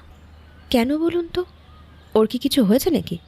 তোমার সাথে শেষের দিকে কি এমন কোনো কথা হয়েছে যেটাতে তোমার সন্দেহজনক বলে মনে হয়েছে? হ্যাঁ, সব সময় বলতো আমার অনেক টাকা চাই। ও আমাকে বিয়ে করার প্রতিশ্রুতি দিয়েছিল। আমাদের সম্পর্ক তলানিতে চলে যাওয়ার পরও এই কথা বলেছিল। আমি ওকে আর বিশ্বাস করতে পারছিলাম না। আর বলতো অনেক টাকা পাওয়া যাবে। আমি মজা করে বলতাম, তুমি ডাকাতি করবে নাকি? বলেছিল দরকার হলে তাই করব। তবে জেনে রেখো, খুব তাড়াতাড়ি আমি অনেক কঠিন একটা কাজ করতে চলেছি। তারপরে তোমাকে বিয়ে করে ভালোভাবে থাকবো। কিন্তু কি হয়েছে সেটা কি জানতে পারি অফিসার? রুদ্র একটা খুন করেছে। হোয়াট? হ্যাঁ, একজন বিবাহিত মেয়ের সাথে অ্যাফেয়ার ছিল গত 6 মাস ধরে, তাকেই খুন করেছে। কিন্তু আপনাদের কোথাও ভুল হচ্ছে না তো? মানে ও আর যাই করুক, খুন করতে পারে এটা আমার মনে হয় না। আচ্ছা, আপনি রুদ্রকে কতদিন যেন চেনেন বললেন? 7-8 মাস। এইটুকু সময় কি একটা মানুষকে চিনে নেওয়া সহজ বলে আপনার মনে হয় মিস রিনা দেবনাথ? ও যেখানে কাজ করতো সেই জায়গায় কি তুমি কখনো গিয়েছো? হ্যাঁ ম্যাডাম, আমার ড্যাডি তো ডাক্তার, আমার ড্যাডি ওকে কাজটা করে দিয়েছিল। একবার দেখো তো এই ঠিকানাটা কিনা। হ্যাঁ, এখানেই তো রুদ্র কাজ করে। কাজ করে না, কাজ করতো। রুদ্র এখন আমাদের হেফাজতেই আছে। চলো যতীন, আমাদের যা জানার তা জানা হয়ে গেছে, এখন আবার ওই ওষুধের দোকানে যেতে হবে। তোমাকে অনেক ধন্যবাদ রিনা, আমাদের কোঅপারেট করার জন্য।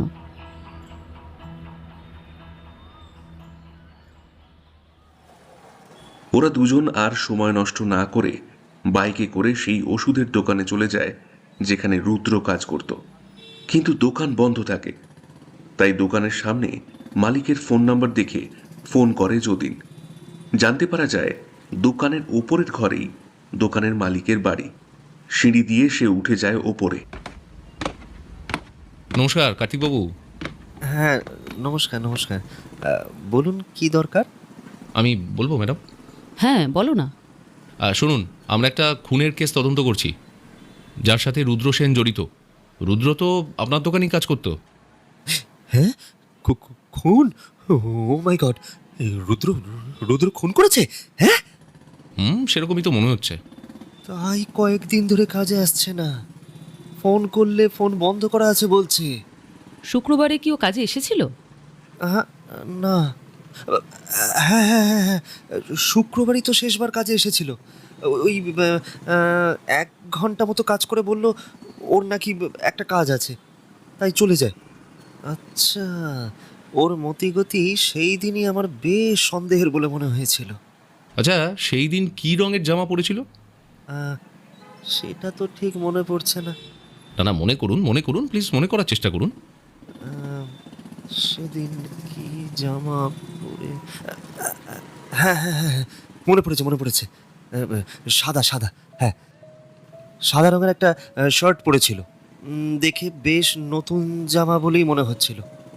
ওকে এর আগে কোনো দিন মানে এত পরিষ্কার জামা পরতে দেখিনি, জানেন। ঠিক আছে, আবার কিন্তু আসতে পারি। নমস্কার। কথাটা বলে ওনার ঘর থেকে বেরিয়ে আসে দুজনে। একটা সিগারেট দাও তো যতীন। এই নিন ম্যাডাম। আর আমার কোনো সন্দেহ নেই, কেসটা যে এত তাড়াতাড়ি সমাধান হয়ে যাবে বুঝতে পারিনি, বুঝলে। রুদ্রর পরিকল্পনা ছিল তানিয়ার সাথে প্রেমের অভিনয় করে সুযোগ বুঝে সব টাকা পয়সা নিয়ে পালিয়ে যাবে। রজতবাবু যে এই বাড়িতেই টাকা রাখতো এই ব্যাপারটা কিন্তু রুদ্র বেশ ভালো করেই জানতো, তাই জন্যই আলমারিটা খোলা ছিল আর আলমারির ভেতর এলোমেলো করা ছিল। কিন্তু ম্যাডাম, আলমারিতে কোনো টাকা পয়সা তো ছিল না। হয়তো জামার মতোই টাকা পয়সা নিয়ে পালিয়ে গেছে, যেটা রজতবাবু ওই পরিস্থিতিতে ঠিকভাবে খেয়ালও করেনি, তাই আমাদেরও কিছু বলতে পারেনি। এমন কোথাও হয়তো লুকিয়ে রেখেছে যেটা খুঁজে পাওয়া যাবে না। আবার এমনও হতে পারে রজতবাবুর আলমারিতে কোনো টাকা ছিল না, তবে কিছু সোনা গয়না ছিল, ওটাই হয়তো নিয়ে পালাতে চেষ্টা করেছিল। কিছুটা হয়তো নিয়েছে বা হয়তো পারেনি, সেটা অবশ্য কিছুদিন পরেই বোঝা যাবে। হ্যাঁ ম্যাডাম, এটা ঠিকই বলেছেন। আমি রজতবাবুর সাথে কথা বলে যেটা বুঝতে পারলাম, রজতবাবু ওনার স্ত্রীকে কোনো দিন ভালোবাসেনি। বেচারি ভালোবাসা না পেয়ে রুদ্রবাবুকে মন দিয়ে বসে। সেটাই হয়ে গেল কাল, বুঝলে। সে যাকে ভালোবাসলো, বিশ্বাস করলো, সেই যে জীবনে মৃত্যুদূত হয়ে আসবে, সেই ব্যাপারে তানিয়া বোধহয় বুঝতেও পারেনি। ওই যে কথায় আছে না, ভালোবাসা পবিত্র, কিন্তু সেই পবিত্র ভালোবাসা যখন অন্ধ হয়ে যায়, সেই ভালোবাসা বিষাক্ত হয়ে যায়।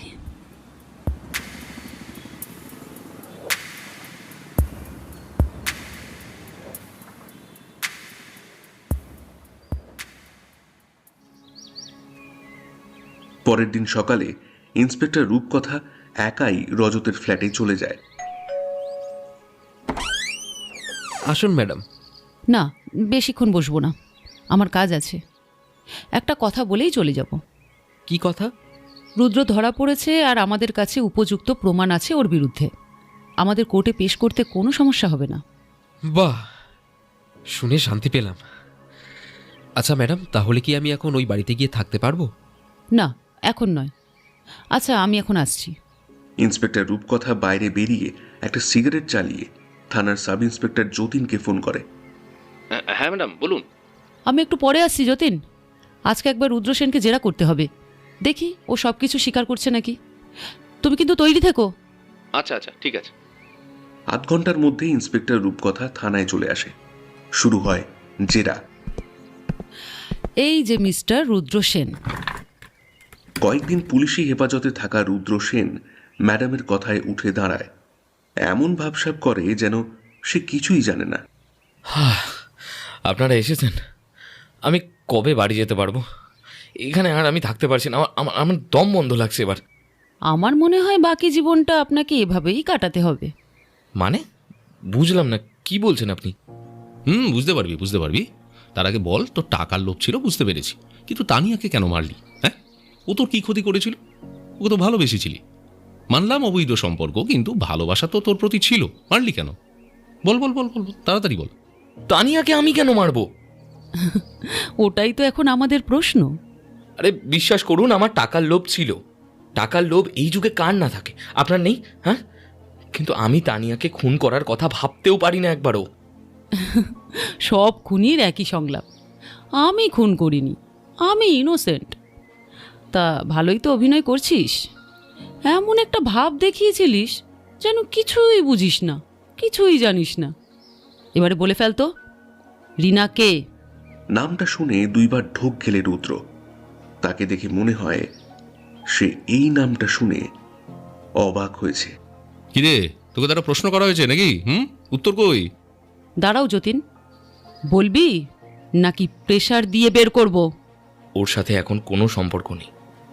আমি ওকে কোনোদিন ভালোই বাসিনি। ও ও নিজে থেকেই আমার ঘরে আসতো, আমি ওকে ইগনোর করেছি সব সময়। আরে আমি তো ভালোবাসতাম তানিয়াকে। তাহলে মারলি কেন? আরে আর কতবার বলবো আমি ওকে মারিনি? আপনাদের ভুল হচ্ছে। রজত খুনটা করেছে, রজত রজত। ও আমার চোখের সামনে খুন করেছে। ও একজন সাইকো, মানসিক বিকৃত একটা ছেলে। আপনারা কিচ্ছু বুঝতে পারছেন না, কিছু বুঝতে পারছেন না আপনারা। বেশ, মেনে নিলাম তুই তানিয়াকে ভালোবাসিস। এই ব্যাপারে কে কে জানতো? কেউ জানতো না। রিনা কি কিছু জানতো না? না, ও আমার থেকে অনেক কথা বার করার চেষ্টা করতো, কিন্তু সফল হতো না। রিনার বাবা তোকে ওষুধের দোকানে চাকরির ব্যবস্থা করে দিয়েছে? হ্যাঁ, মিথ্যে কথা বলবো না, এর জন্য আমি তার কাছে অনেক কৃতজ্ঞ। কিন্তু ওনার মেয়েকে আমি কোনো দিন ভালোবাসিনি। তাহলে তুই ওকে বিয়ের প্রতিশ্রুতি দিয়েছিলিস কেন? কারণ ওটা আর এক ধরনের সাইকো। ও আমার থেকে জোর করে বিয়ে করার প্রতিশ্রুতি চাইতো, না হলে আত্মহত্যা করার ভয় দেখাতো। বিশ্বাস করুন, আমি ভয় পেয়ে যেতাম। আপনি ওর বাবাকে প্রশ্ন করুন, জানতে পারবেন ওনার মেয়ে কিরকম। এর আগে রিনা আগের প্রেমিকের থেকে ধোঁকা খেয়ে আত্মহত্যা করতে গিয়েছিল। তখন থেকেই ওর এই মানসিক বিকৃতি শুরু হয়েছে। ঠিক আছে, এটাও মেনে নিলাম। তাহলে এবার আপনারাই বলুন, এই মেয়েকে কি কখনো বিয়ে করা যায়? ওই রকম সাইকো একটা মেয়ে। হ্যাঁ ঠিক আছে, এবারে বলতো, তুই তানিয়ার জন্য শাড়ি কি সেই দিনই কিনেছিলিস? সেই দিনে নয়, 3 দিন আগে, শুক্রবার। হ্যাঁ হ্যাঁ, ওই একই হলো। 3 দিন আগে কি তুই শুধু শাড়ি কিনেছিলিস? না, আমার দুটো জামা কিনেছিলাম। জামা রং কি ছিল? সাদা। আসলে দুটোই সাদা রঙের জামা কিনতে হয়েছিল। যে জামাটা আমার গায়ের থেকে খুলে নিয়ে গিয়েছিলেন আপনারা, ওটাই তো নিয়েছিলাম। তাহলে আর একটা জামা কোথায় গেল? ওটা আমার কোয়ার্টারের কাঠের আলমারিতে রাখা আছে। কি? দুটো একই রঙের জামা কিনেছিলাম। কয়েকদিন পরে আমার একটা বন্ধুর জন্মদিন ছিল।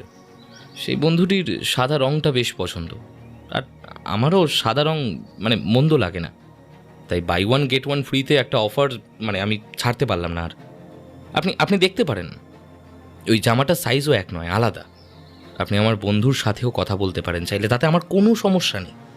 দরকার হলে তদন্তের স্বার্থে আমাকে না হয় আরও কিছুদিন এখানে রেখে দেবেন, কিন্তু এই কথাটা বলবেন না যে কি আমি তানিয়াকে খুন করেছি, প্লিজ। রুদ্র সেনের কথা শুনে রূপকথা ম্যাডাম চমকে যায়। তাদের সমস্ত হিসাব গোলমাল করে দেয় রুদ্রর কয়েকটি জবাব। ইন্সপেক্টর রূপকথা আর যতীন রুদ্রর বিধাননগরের বাড়িতে গিয়ে রুদ্রর আলমারি থেকে সেই জামাটি উদ্ধার করে। জামাটা তার আলমারিতেই ভাঁজ করে রাখা আছে এবং সম্পূর্ণ পরিষ্কার, এক ফোঁটাও রক্তের কোনো দাগ নেই। কি বুঝছো যতীন? সব তো ঘেটে যাচ্ছে। ম্যাডাম, দেখে তো মনে হচ্ছে না যে জামাটা কোনোদিন কেউ পরেছে বলে। যেভাবে ভাঁজ করা ছিল সেভাবেই আছে। দুটো জামার সাইজও আলাদা। যেটা রুদ্র পরেছিল সেটা মিডিয়াম সাইজ, আর এটা ডাবল এক্সেল। অনেকটাই তফাৎ ম্যাডাম। আর রুদ্র তো বেশ রোগা পাতলা। যখন ঘর থেকে বেরিয়ে গিয়েছিল কয়েক ঘন্টা আগেও সিসিটিভি ফুটেজে যে জামাটা পরেছিল সেটাও ডাবল এক্সেল হতে পারে না ম্যাডাম। এমনকি আমরা যেটা সন্দেহ করছিলাম যে সেই লুকানো জামাটা পরে রুদ্র হয়তো তানিয়াকে খুনটা করেছে, কিন্তু না, কারণ খুন করে যদি রক্ত লেগে যায় সেই দাগ তোলা তো এত সহজ নয়। আর এই জামাটা পরেছে বলেও মনে হচ্ছে না। সব কিছু কেমন তালগোল পাকিয়ে যাচ্ছে যতীন। দেখো, আমার বিশ্বাস ছিল যে রুদ্রর জামাটা সব কিছু প্রমাণ করে দেবে, কোর্টে প্রমাণ করা আরও সহজ হয়ে যাবে, কিন্তু সব যেন কেমন আবার জটিল হয়ে যাচ্ছে। তবে কি ম্যাডাম রুদ্র খুনটা করেনি? এত তাড়াতাড়ি বলা যাবে না। এবার চলো, রুদ্রকে কিছু প্রশ্ন করতে হবে। আজকে?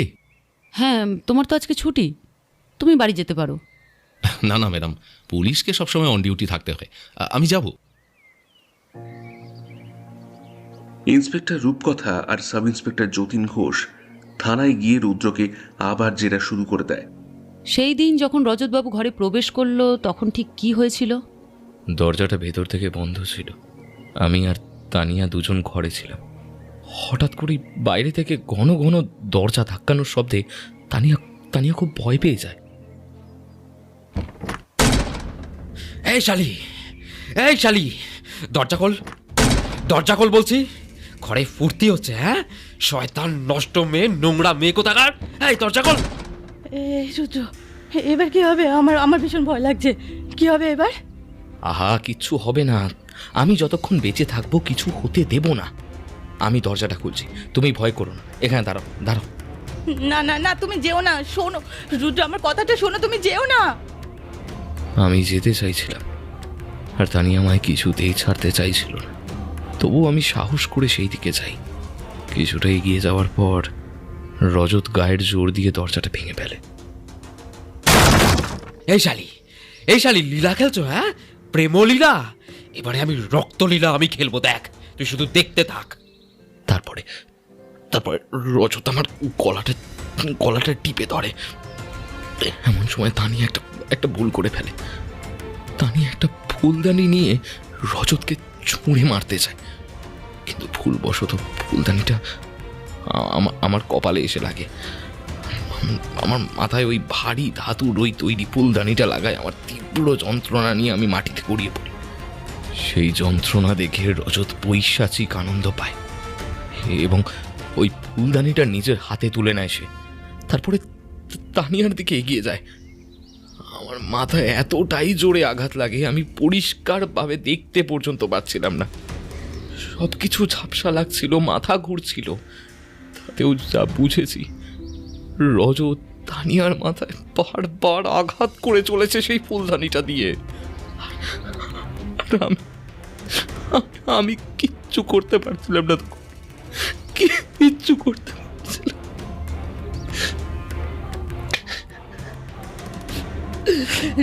রুদ্র, আমাকে বাঁচাও,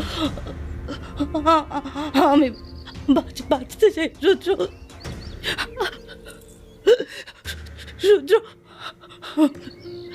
বাঁচতে চাই। আমি আসছি তানিয়া,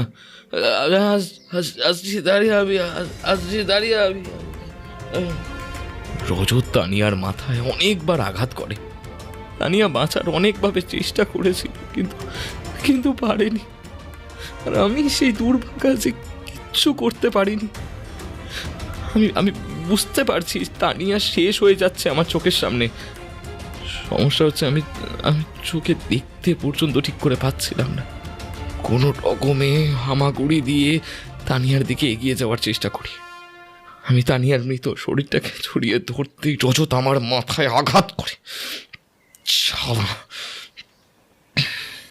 সেটা কি তানিয়ার সামনেই হয়েছে? মানে আমি বলতে চাইছি যে আপনার উপরে আক্রমণটা কি তানিয়ার সামনেই হয়েছিল? হ্যাঁ, সেটাই তো বলছি। সেখানেই আমাকে আক্রমণ করে। তারপর আমি কোনো রকমে পালিয়ে আসি। বাইরে বেরিয়ে আমার আর মাথা কাজ করছিল না। কি করব না কিচ্ছু বুঝতে পারিনি। আর তার সাথে প্রচণ্ড পরিমাণে ভয় পেয়ে গিয়েছিলাম। ও হ্যাঁ, আরেকটা কথা বলতে ভুলে গিয়েছিলাম। তানিয়ার বোনের সাথে রজতের একটা সম্পর্ক ছিল। তানিয়ার নিজের বোন? হ্যাঁ, নিজের বোন। তার সাথে রজতের সম্পর্কের কথা তানিয়া জানতে পেরেছিল। বেশ, যদি এটাই প্রমাণ হয় তাহলে আপনি খুব তাড়াতাড়ি ছাড়া পেয়ে যাবেন। আর আপনার সেই বন্ধুর জন্মদিনে যে জামাটা আপনি কিনেছিলেন তার ফোন নাম্বারটা আমাকে দিন তো। যতীন, তুমি বাড়ি যাও। হ্যাঁ ম্যাডাম। তুমি বাড়ি যাও। আর হ্যাঁ, মনে রেখো আগামীকাল রজতের শ্বশুরবাড়ি যেতে হবে কিন্তু। ঠিক আছে। ও হ্যাঁ, আর একটা কথা রুদ্রবাবু, আপনার মোবাইলটা কী রং আর কি ব্র্যান্ডের ছিল? Black iPhone 6। আইফোন? হ্যাঁ ম্যাডাম, তবে সেকেন্ড হ্যান্ড। আচ্ছা, ওকে। পরের দিন সকাল সকাল যতীন থানায় এসে উপস্থিত হয়। রূপকথা যতীনকে নিয়ে রজতের শ্বশুর বাড়ি চলে যায়। রজতকে কিছু জানায় না। একটা 25-26 বছরের মেয়ে দরজাটা খোলে। আমাদের ইনভেস্টিগেশনের জন্য আসতে হয়েছে। যদি কিছু ভুল না হয়, আপনিই তো তানিয়ার বোন, তাই তো? হ্যাঁ, বলুন। ঘরে আসতে পারি? হ্যাঁ, আসুন। তবে আমার বাবা মাকে দয়া করে জেরা করবেন না। আমার মাকে তো একদমই করা যাবে না। সাইকোলজিক্যাল সমস্যা ধরা পড়েছে। আর আমার বাবা মা দিদির এই ঘটনাটার পরে শখ সামলাতে পারিনি। বাবা কিছুটা ঠিক থাকলেও মা একেবারে ভেঙে পড়েছে। এই দেখুন, কাগজগুলো দেখুন। মাকে কিন্তু সাইকোলজিস্টও দেখাতে হচ্ছে। রূপকথা দেখতে পায় পাশের একটা ঘরে তানিয়ার মা বাবা ঘুমিয়ে আছে। তাদের দেখে সুস্থ মনে হয় না। তাদের দেখলেই বোঝা যায় একটা বড় ঝড় তাদের উপর দিয়ে গিয়েছে, আর এটাই স্বাভাবিক। তাহলে আর ঘরে থাকবো না। আপনি আমাদের সাথে একটু বাইরে চলুন, ওখানেই বাকি কথা হবে। আপনার মা বাবা আমাদের এই পুলিশের পোশাকে দেখতে পেয়ে আবার ভয় পেয়ে যেতে পারেন। হ্যাঁ, চলুন। আপনার নামটাই তো জানা হলো না। আমার নাম হলো তনিমা। তানিয়া আর তনিমা, দুজনের নাম আপনার বাবা মা একই রকম দিয়েছিলেন? হ্যাঁ, ওই আর কি। আপনার দিদির সঙ্গে আপনার কীরকম সম্পর্ক ছিল? ভালোই ছিল। আপনার দিদি কি বিয়ের পরে নিয়মিত এই বাড়িতে আসা যাওয়া করতেন? আগে আসতো, তবে এই বছর আর আসেনি। এবার দুর্গাপুজোতেও তো আসেনি। প্রতি বছর দুর্গাপুজোয় দিদি আসতো আমাদের বাড়িতে। হয়তো এই এক বছরে আপনার সাথে আপনার জামাইবাবুর সম্পর্ক খুব গভীর হয়েছিল, আর আপনার দিদি সেটা জানতে পেরে গেছিল। হ্যাঁ, সবই তো জানেন দেখছি। পুলিশকে তো সব কিছুই জেনে আসতে হয়, তাই না? তাহলে এটাও আশা করি জানেন যে আমার দিদির সাথেও একটা ছেলের সম্পর্ক ছিল। অবশ্যই জানি। দেখুন, মিথ্যে কথা বলতে চাই না। রজতদা আমাকে পছন্দ করত। আমি বলতাম এটা ঠিক নয়। রজতদা আমাকে বলতো দিদির সাথেও সুখী নয়। আমি না চাইতেও রজতদার সাথে জড়িয়ে পড়ি। রজতদা সবসময় আমার কাছে এসে কেঁদে বলতো আমি শেষ হয়ে যাব। আমি না একটা মায়ায় জড়িয়ে পড়ি। তবে একটা সময় বুঝতে পারি রজতদার মানসিক বিকৃতি হয়েছে। ধীরে ধীরে মানসিকভাবে অসুস্থ হয়ে পড়ছে। এটা আপনি কিভাবে বুঝতে পারলেন? রজতদার সাথে আমি যথেষ্ট ঘনিষ্ঠ ছিলাম, আর এছাড়াও আমি একজন সাইকোলজিস্ট। আপনি সাইকোলজিস্ট? হ্যাঁ। আচ্ছা, আপনার মা তো মানসিক সমস্যায় ভুগছেন, তাহলে আপনি ট্রিটমেন্ট না করে অন্য ডক্টরকে দিয়ে করাচ্ছেন কেন? এই কয়েকদিন আগে আমাদের পরিবারের উপর দিয়ে এত বড় একটা ধাক্কা গেল।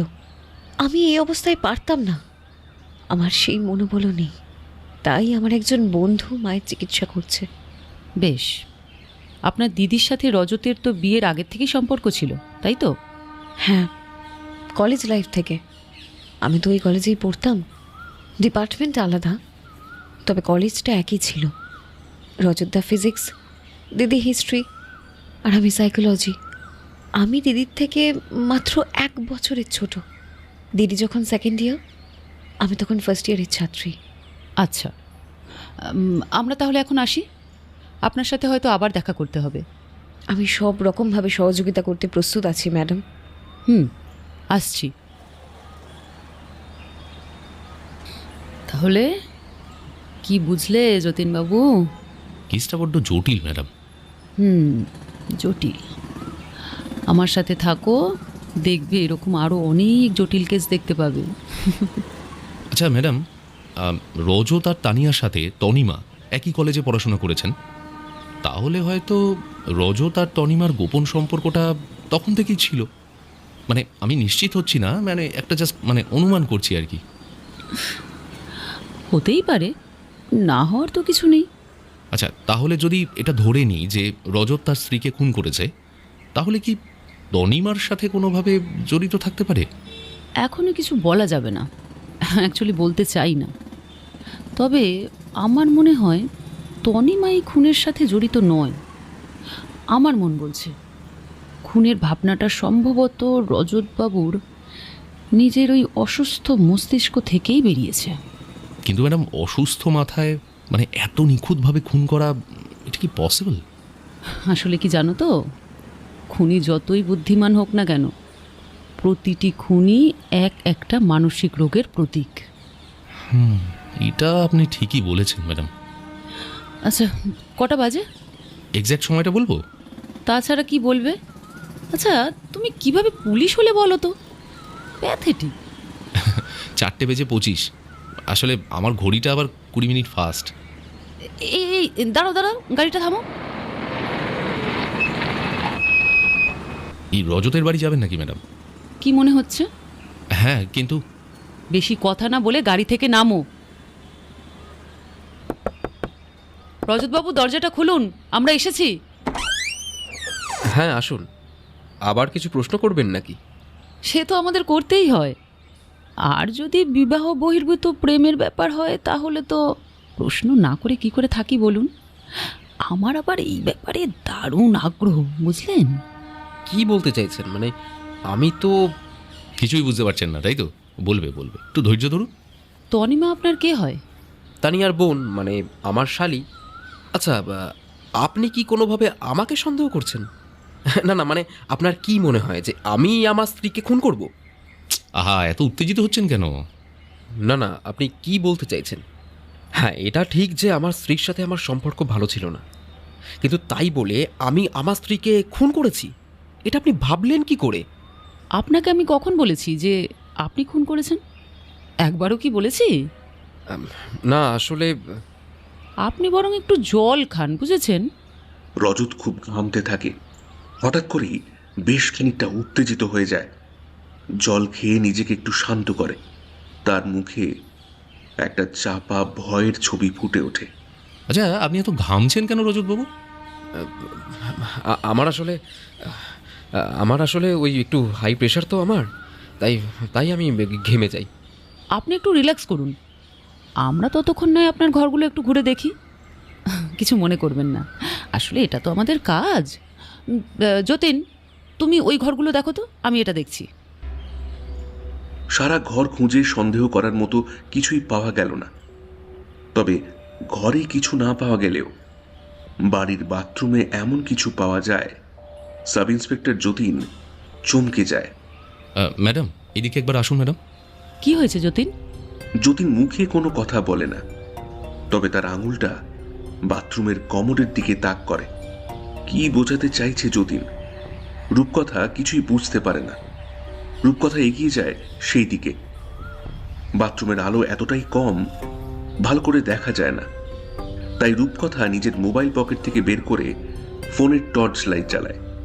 যা দেখতে পায় তা অবাক করে দেওয়ার মতোই। কমোডের ভিতরের দেওয়ালে সেলোটেপ দিয়ে একটি কালো রঙের মোবাইল এমনভাবে আটকানো আছে যেটা ভালো করে না দেখলে বোঝা যায় না। হাতে একটা গ্লাভস পরে মোবাইল ফোনটা সেলোটেপ খুলে বের করে আনে। এটা তো রুদ্রের মোবাইল ফোন, আইফোন তো। আমারও তাই মনে হচ্ছে। আর সময় নষ্ট করা যাবে না, এখনই রজতকে গ্রেপ্তার করতে হবে। ঠিক আছে ম্যাডাম। যতীন রজতের ঘরে গিয়ে দেখে রজত চোখ বন্ধ করে চেয়ারে হেলান দিয়ে শুয়ে আছে। রজতবাবু। হ্যাঁ। শুনুন, আপনাকে কিন্তু এক্ষুনি আমাদের সাথে থানায় যেতে হবে। মানে আমি কেন? সেটার উত্তর আপনি খুব তাড়াতাড়ি পেয়ে যাবেন। Jatin, arrest him. কি হচ্ছেটা কি? আমি তো কিছুই বুঝতে পারছি না। হাতটা দিন। আর এই মোবাইলটা ফরেন্সিকে পাঠানোর ব্যবস্থা করো। কিসের মোবাইল? কার মোবাইল? রজতবাবুর ফোনটাও দরকার হবে। আমার ফোন? মানে আপনারা পুলিশ বলে যা ইচ্ছা তাই করবেন নাকি? হ্যাঁ, কি মনে করেছেন নিজেদেরকে? হ্যাঁ, ওই ফোনটা নিয়ে যাও। আমার কথার উত্তরটা তো দেবেন নাকি? হ্যাঁ, আচ্ছা, এতটুকু শিক্ষা নেই আপনাদের? Shut up! আপনাকে অনেকক্ষণ সহ্য করেছি। এই ফোনটা কার? আমি কি করে জানবো? নিজেকে অনেক চালাক মনে করেন, তাই না? আচ্ছা, এখানে চালাকির কি আছে? হ্যাঁ, আরে আমি বলছি তো আমি জানি না। তাহলে আমি বলছি, ভালো করে শুনুন। এটা রুদ্র, মানে আপনার স্ত্রীর প্রেমিকের মোবাইল ফোন, যেটা এতদিন ধরে আপনি আপনার বাথরুমে লুকিয়ে রেখেছিলেন। সিম কার্ডটা কোথায় রেখেছেন? কি সব বলছেন? আর রুদ্রর মোবাইল নিয়ে আমি কি করব? এমন কিছু তথ্য আছে যাতে আপনি খুনি সেটা প্রমাণ হয়ে যেতে পারে। হয়তো সেই জন্যই লুকিয়ে রেখেছেন। আবার এটাও তো হতে পারে যে আপনি নিজের আগ্রহের জন্য ফোনটা নিয়ে এসেছিলেন। অনেক কিছুই হতে পারে। এবার বলে ফেলুন তো, ফোনের সিম কার্ডটা কোথায় রেখেছেন? বাহ বাহ বাহ বাহ বাহ, আপনারা যখন এত কিছু পেয়ে গেছেন তাহলে আপনারাই খুঁজে বের করুন। বাহ, সাবাস রজতবাবু, আপনার আসল চেহারাটা তাহলে প্রকাশ পাচ্ছে। আমি খুন করিনি, আমি খুন করিনি, কথাটা কতবার বলবো? চিৎকার করবেন না। আপনি সেই দিনই আপনার ওই বাড়ি থেকে কোনোভাবে আমাদের চোখের আড়ালে রুদ্রের ফোনটা নিয়ে এসেছিলেন। যাই হোক, থানায় চলুন, বাকি কথা সেখানেই হবে। রজতকে থানায় নিয়ে গিয়ে নিজেদের হেফাজতে রেখে জেরা শুরু হয়, আর রুদ্রর মোবাইলটা ফরেন্সিক টেস্টে পাঠানো হয়। যদিও ফরেন্সিক টেস্টে রজতের ফিঙ্গারপ্রিন্ট পাওয়া যায় না, হয়তো হাতে গ্লাভস পরে মোবাইলটা নিয়েছিল। তবে এমন কিছু পাওয়া যায় যাতে আর কোনো রকম সন্দেহই থাকে না যে রজত নিজেই খুন করেছে। কোনো ফিঙ্গারপ্রিন্ট পাওয়া যায়নি, তবে মোবাইলের একটা ফাটা জায়গাতে কিছু একটা আটকে রয়েছে। দেখে মনে হয়েছে ওটা একটা প্লাস্টিকের ক্যারি ব্যাগের অংশ, মোবাইলের ভাঙা কাঁচের মধ্যে আটকে আছে। এর থেকে এটাই প্রমাণ হয় যে নিজের ফিঙ্গারপ্রিন্ট যাতে না থাকে তার জন্য হাতে একটা প্লাস্টিকের ক্যারি ব্যাগ মুড়িয়ে ফোনটা স্পর্শ করেছে এবং এইভাবেই সিম কার্ডটা খুলে ফেলেছে। আর সেই ক্যারি ব্যাগের কিছুটা অংশ ছিঁড়ে গিয়ে ওই খোঁচা হয়ে থাকা মোবাইলের ভাঙা কাঁচে আটকে গিয়েছে। অনেক ঠান্ডা মাথায় কাজটা করেছে। কিন্তু ওই প্লাস্টিকের টুকরোটাই বিশ্বাসঘাতকতা করলো, তাই তো বিকাশ? হ্যাঁ, কিন্তু ম্যাডাম, আমার এখানে একটা প্রশ্ন আছে। বলে ফেলো। রুদ্রবাবুর মোবাইলটা তো রজত নিজের কাছেই রাখার পরিকল্পনা করেছিল, তাই জন্যই তো ফোনটা নিজের কাছে লুকিয়ে রেখে দিয়েছিল, তাই তো? একদম তাই। তাহলে কেন এত সতর্ক হয়ে, মানে বলতে চাইছি, কেন নিজের ফিঙ্গারপ্রিন্ট লুকানোর চেষ্টা করলো? আর কেনই বা রুদ্রর ফোনটা ওই ঘর থেকে লুকিয়ে নিয়ে এলো? মানে এটার তো কোনো দরকার ছিল না। ফোনটা যদি ওখানেই থাকতো তাহলে তো রজতবাবুর দিকে সন্দেহটা যেত না। মানে এই কাঁচা কাজটা কেন করলো? ভালো প্রশ্ন। হয়তো ওই মোবাইলের মধ্যেই এমন কিছু তথ্য আছে যেটা সব হিসাব নিকাশ একদম পুরো উল্টে দেবে। তাই সেই তথ্য প্রমাণ নির্মূল করার জন্যই ফোনটা নিজের কাছে নিয়েছিল এবং খুব যত্ন সহকারে সিম কার্ডটা খুলে নিয়েছিল। এবং তার পরিকল্পনা ছিল কিছুদিন পরে ফোনটাকে কোথাও রেখে আসবে এবং পুলিশে সেটাকে উদ্ধার করলেও তার মধ্যে কিছু খুঁজে পাবে না। আদেও কি কোনো ইনফরমেশন পাওয়া যাবে, নাকি ডিলিট করে দিয়েছে কে জানে? এই ব্যাপারে সন্দেহ থেকেই যায়, তাই না? ফরেন্সিক তো হয়ে গেছে, এবার ফোনের সিস্টেমের কিছু তদন্ত করতে হবে আমাদের। কিন্তু রজতবাবুর ফোনটাও তো আমাদের কাছে আছে, ওখান থেকে কি কিছু পাওয়ার আশা আছে ম্যাডাম? আমার তা মনে হয় না, তবে রুদ্রবাবুর ফোনে তুমি কিছু পেলেও পেতে পারো যতীন। ইন্সপেক্টর রূপকথার কথাই সত্যি হলো, রজতের ফোনে কিছুই পাওয়া গেল না। তবে রুদ্রর ফোন থেকে যা পাওয়া যায় সেটা আদালতে রজতকে দোষী প্রমাণ করার জন্য যথেষ্ট ছিল। এবারে বুঝতে পারছো কেন মোবাইলটা নিজের কাছে লুকিয়ে রেখেছিল? হ্যাঁ ম্যাডাম, এরপরে আর কোনো সন্দেহ থাকে না। দেখো, রুদ্রের মোবাইলে কোনো পাসওয়ার্ড ছিল না, কিন্তু অ্যাপ লক করা ছিল, তাই কিছু করতে পারেনি। হয়তো অনেকবার চেষ্টা করেছে রুদ্রের হোয়াটসঅ্যাপের লক খোলার, কিন্তু সুবিধা করে উঠতে পারেনি। রুদ্রবাবুকে যেভাবে হোয়াটসঅ্যাপে রজত থ্রেড মেসেজ করছিল সেগুলো রুদ্র ফোন থেকে ডিলিট করার জন্য নিশ্চয়ই আপ্রাণ চেষ্টা করেছে। অ্যাপ লকটা কোনোভাবেই খুলতে পারেনি। হ্যাঁ, থ্রেড মেসেজগুলো একবার পড়ো দেখি। হোয়াটসঅ্যাপ মেসেজগুলো আগে পড়বো? হ্যাঁ, ওটাই পড়ো, তারপরে ভয়েসটা আরও একবার শুনবো। বলছে, তুই অনেক বাড়াবাড়ি করছিস রুদ্র, তুই জানিস না আমি কি করতে পারি। আর আরেকটা মেসেজে বলছে, তোকে শেষবারের জন্য বলছি, এখন থেকে সাবধান না হলে তোর জীবনে অনেক বড় বিপদ নেমে আসবে। এবার ভয়েস কল রেকর্ডিংটা চালাও। হ্যাঁ ম্যাডাম, চালাচ্ছি। হ্যালো হ্যালো, কে বলছেন? তোর বাপ বলছি।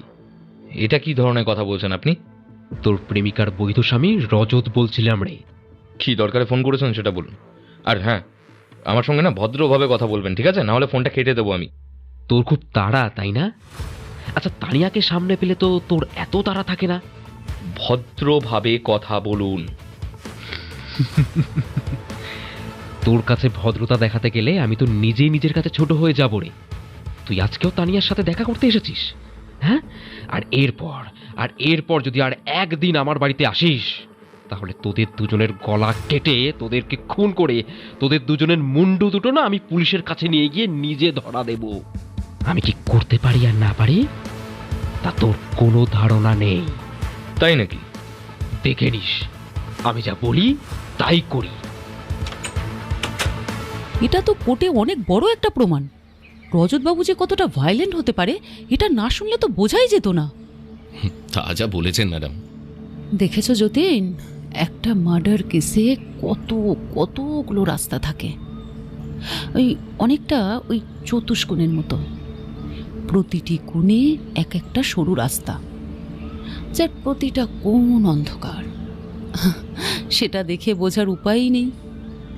যেই কোণ ধরে এগিয়ে যাও না কেন সেটাই কিন্তু তোমার সঠিক রাস্তা বলে মনে হবে।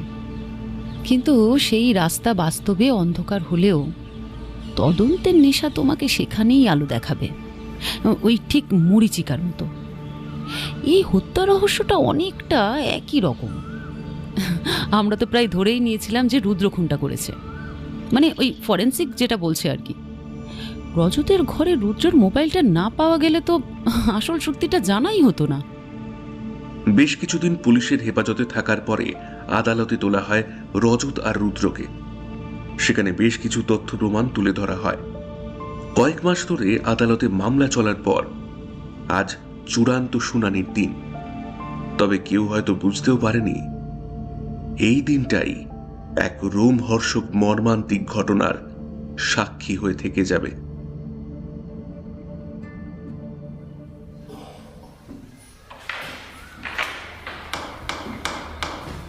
মাই লর্ড, এরপরে আর কোনো সন্দেহ থাকার কথাই নয়। রজতবাবু যখন তখন মাথা গরম করে ফেলে, এর প্রমাণ আমরা আগেও পেয়েছি। তার কর্মজীবনেও মাথা গরম করে অনেক খারাপ সিদ্ধান্ত তিনি নিয়েছেন, এ কথা আমরা তার সহকর্মীদের থেকে জানতেও পেরেছি। এর থেকে এইটাই প্রমাণ হয় যে রজতবাবু নিজের স্ত্রীকে রুদ্রের সাথে ঘনিষ্ঠ অবস্থায় দেখে ফেলে এবং সেটা সহ্য করতে না পেরে মাথা গরম করে নিজের স্ত্রীকে পাশবিকভাবে খুন করে। That's all. সকল সাক্ষ্য প্রমাণ পর্যালোচনা করিয়া জানানো হইতেছে যে নিজের স্ত্রী শ্রীমতী তানিয়া রায়কে নির্মমভাবে হত্যা করার অপরাধে আইপিসি 302 নম্বর ধারা অনুযায়ী আসামি রজত রায়কে এই আদালত যাবজ্জীবন সশ্রম কারাদণ্ডে দণ্ডিত করিল।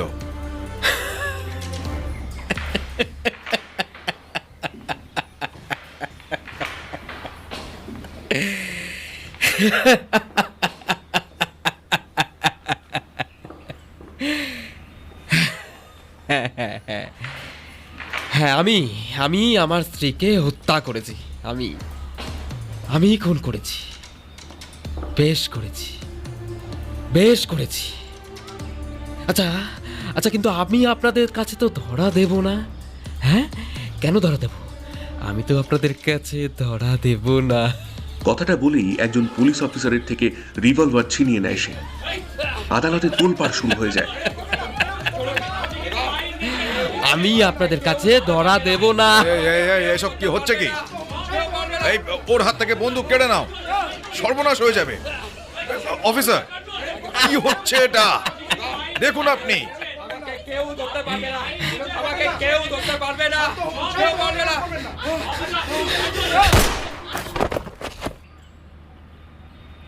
একটা গুলি, সব শেষ। রজতের দেহটা লুটিয়ে পড়ে মাটিতে। অপরাধীর রক্তে ভিজে যায় বিচার কক্ষ। কক্ষের দেওয়ালের এক প্রান্তে ছিটিয়ে যায় রজতের মাথার থেকে বেরিয়ে আসা কিছুটা রক্ত। পুরো ঘটনার সাক্ষী হয়ে থাকে আদালত।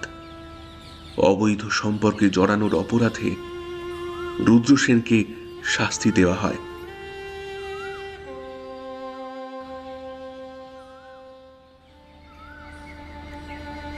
তারপর কেটে যায় আরো কয়েক মাস। হঠাৎ ইন্সপেক্টর রূপকথার কাছে একটা অপ্রত্যাশিত খবর আসে। ততদিনে রুদ্র জেল থেকে ছাড়া পায়। Hello madam. হ্যাঁ যতীন, বলো কি হয়েছে? ম্যাডাম, একটা ঘটনা ঘটে গেছে। উফ, মাত্র 5 দিনের জন্য পুরী ঘুরতে এসেছি, তাতেও আমার শান্তি নেই। কয়েক মাস আগে তানিয়া রায়ের মার্ডার কেসটা সমাধান করলেন না, মনে আছে তো আপনার? হ্যাঁ, তো কি হয়েছে? তানিয়া রায়ের প্রেমিক রুদ্র সেন তো জেল থেকে ছাড়া পেয়ে আত্মহত্যা করেছে। হোয়াট? হ্যাঁ, গতকাল রাতে ওই বিধাননগরের বাড়িতেই আত্মহত্যা করেছে। আপনি এখানে না থাকায় আমার উপরই তদন্তের ভার পড়েছে। যতই হোক সুইসাইড কেস হলেও সন্দেহ তো একটা থেকে যায় না। তুমি কি নিশ্চিত যে এটা খুন নয়? হ্যাঁ ম্যাডাম, দেখে তো তাই বোঝা যাচ্ছে। কোনো সুইসাইড নোট রেখেছে কি? না, কোনো নোটস নেই। তবে ওই দরজাটা ভেতর থেকে বন্ধ ছিল। প্রতিবেশীরা কেউ আগে দরজা ভাঙেনি, বুদ্ধি করে আমাদের খবরটা দিয়েছে আর কি। আমরা গিয়ে দরজা ভেঙে দেখি এই অবস্থা। পাড়ার লোকের সন্দেহটা কি করে হলো? ওই রুদ্রর বাড়ির সামনে একটা চায়ের দোকান দেখেছিলাম, আপনার মনে আছে? হ্যাঁ, মনে আছে। হ্যাঁ, ওই চায়ের দোকানের মালিক প্রত্যেক দিন রুদ্রর ঘরে নাকি সকালবেলা চা দিতে যায়। এবার আজকে সকালে চা দিতে গেছিল, অনেকক্ষণ দরজা ধাক্কা দেওয়ার পরেও খোলেনি, ওখানেই সন্দেহ হয়। আমি রুদ্রর সঙ্গে যতটুকু কথা বলেছি, আমার মনে হয়েছিল তানিয়াকে হারানোটা মন থেকে মেনে নিতে পারেনি। একাকিত্ব থেকেই বোধহয় এই আত্মহত্যা। আচ্ছা, ঠিক আছে, আমি রাখছি।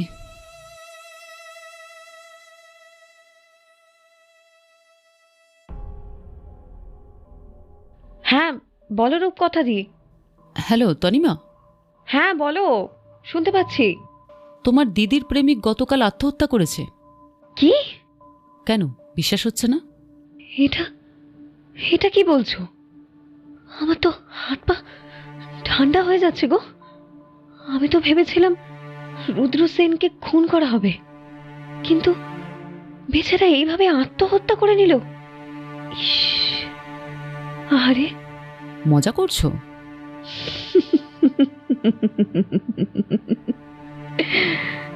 আমি ফোনটা রাখলাম, পরে কথা বলছি। ফোনটা রেখে পুরীর হোটেলের একটি ঘরের আয়নার সামনে দাঁড়ায় সে। রূপকথার ঠোঁটের কোণে একটা রহস্যময়ী হাসি খেলে যায়।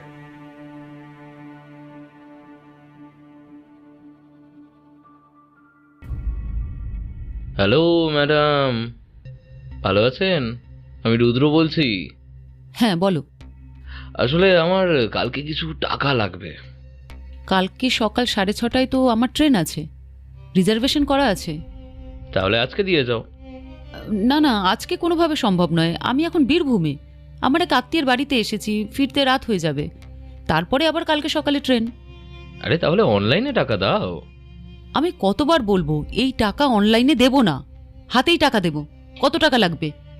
ওই 20,000 টাকা, একটা পার্টি দেবো ভাবছি। এতদিন পর জেল থেকে ছাড়া পেলাম বলে কথা।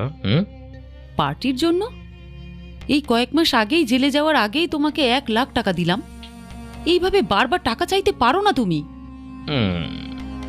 যেমন কর্ম তেমন ফল তো পেতেই হবে ম্যাডাম। কি বলতে চাইছো পরিষ্কার করে বলো। আমি যদি মুখ খুলতে শুরু করি, আপনি বাঁচবেন তো?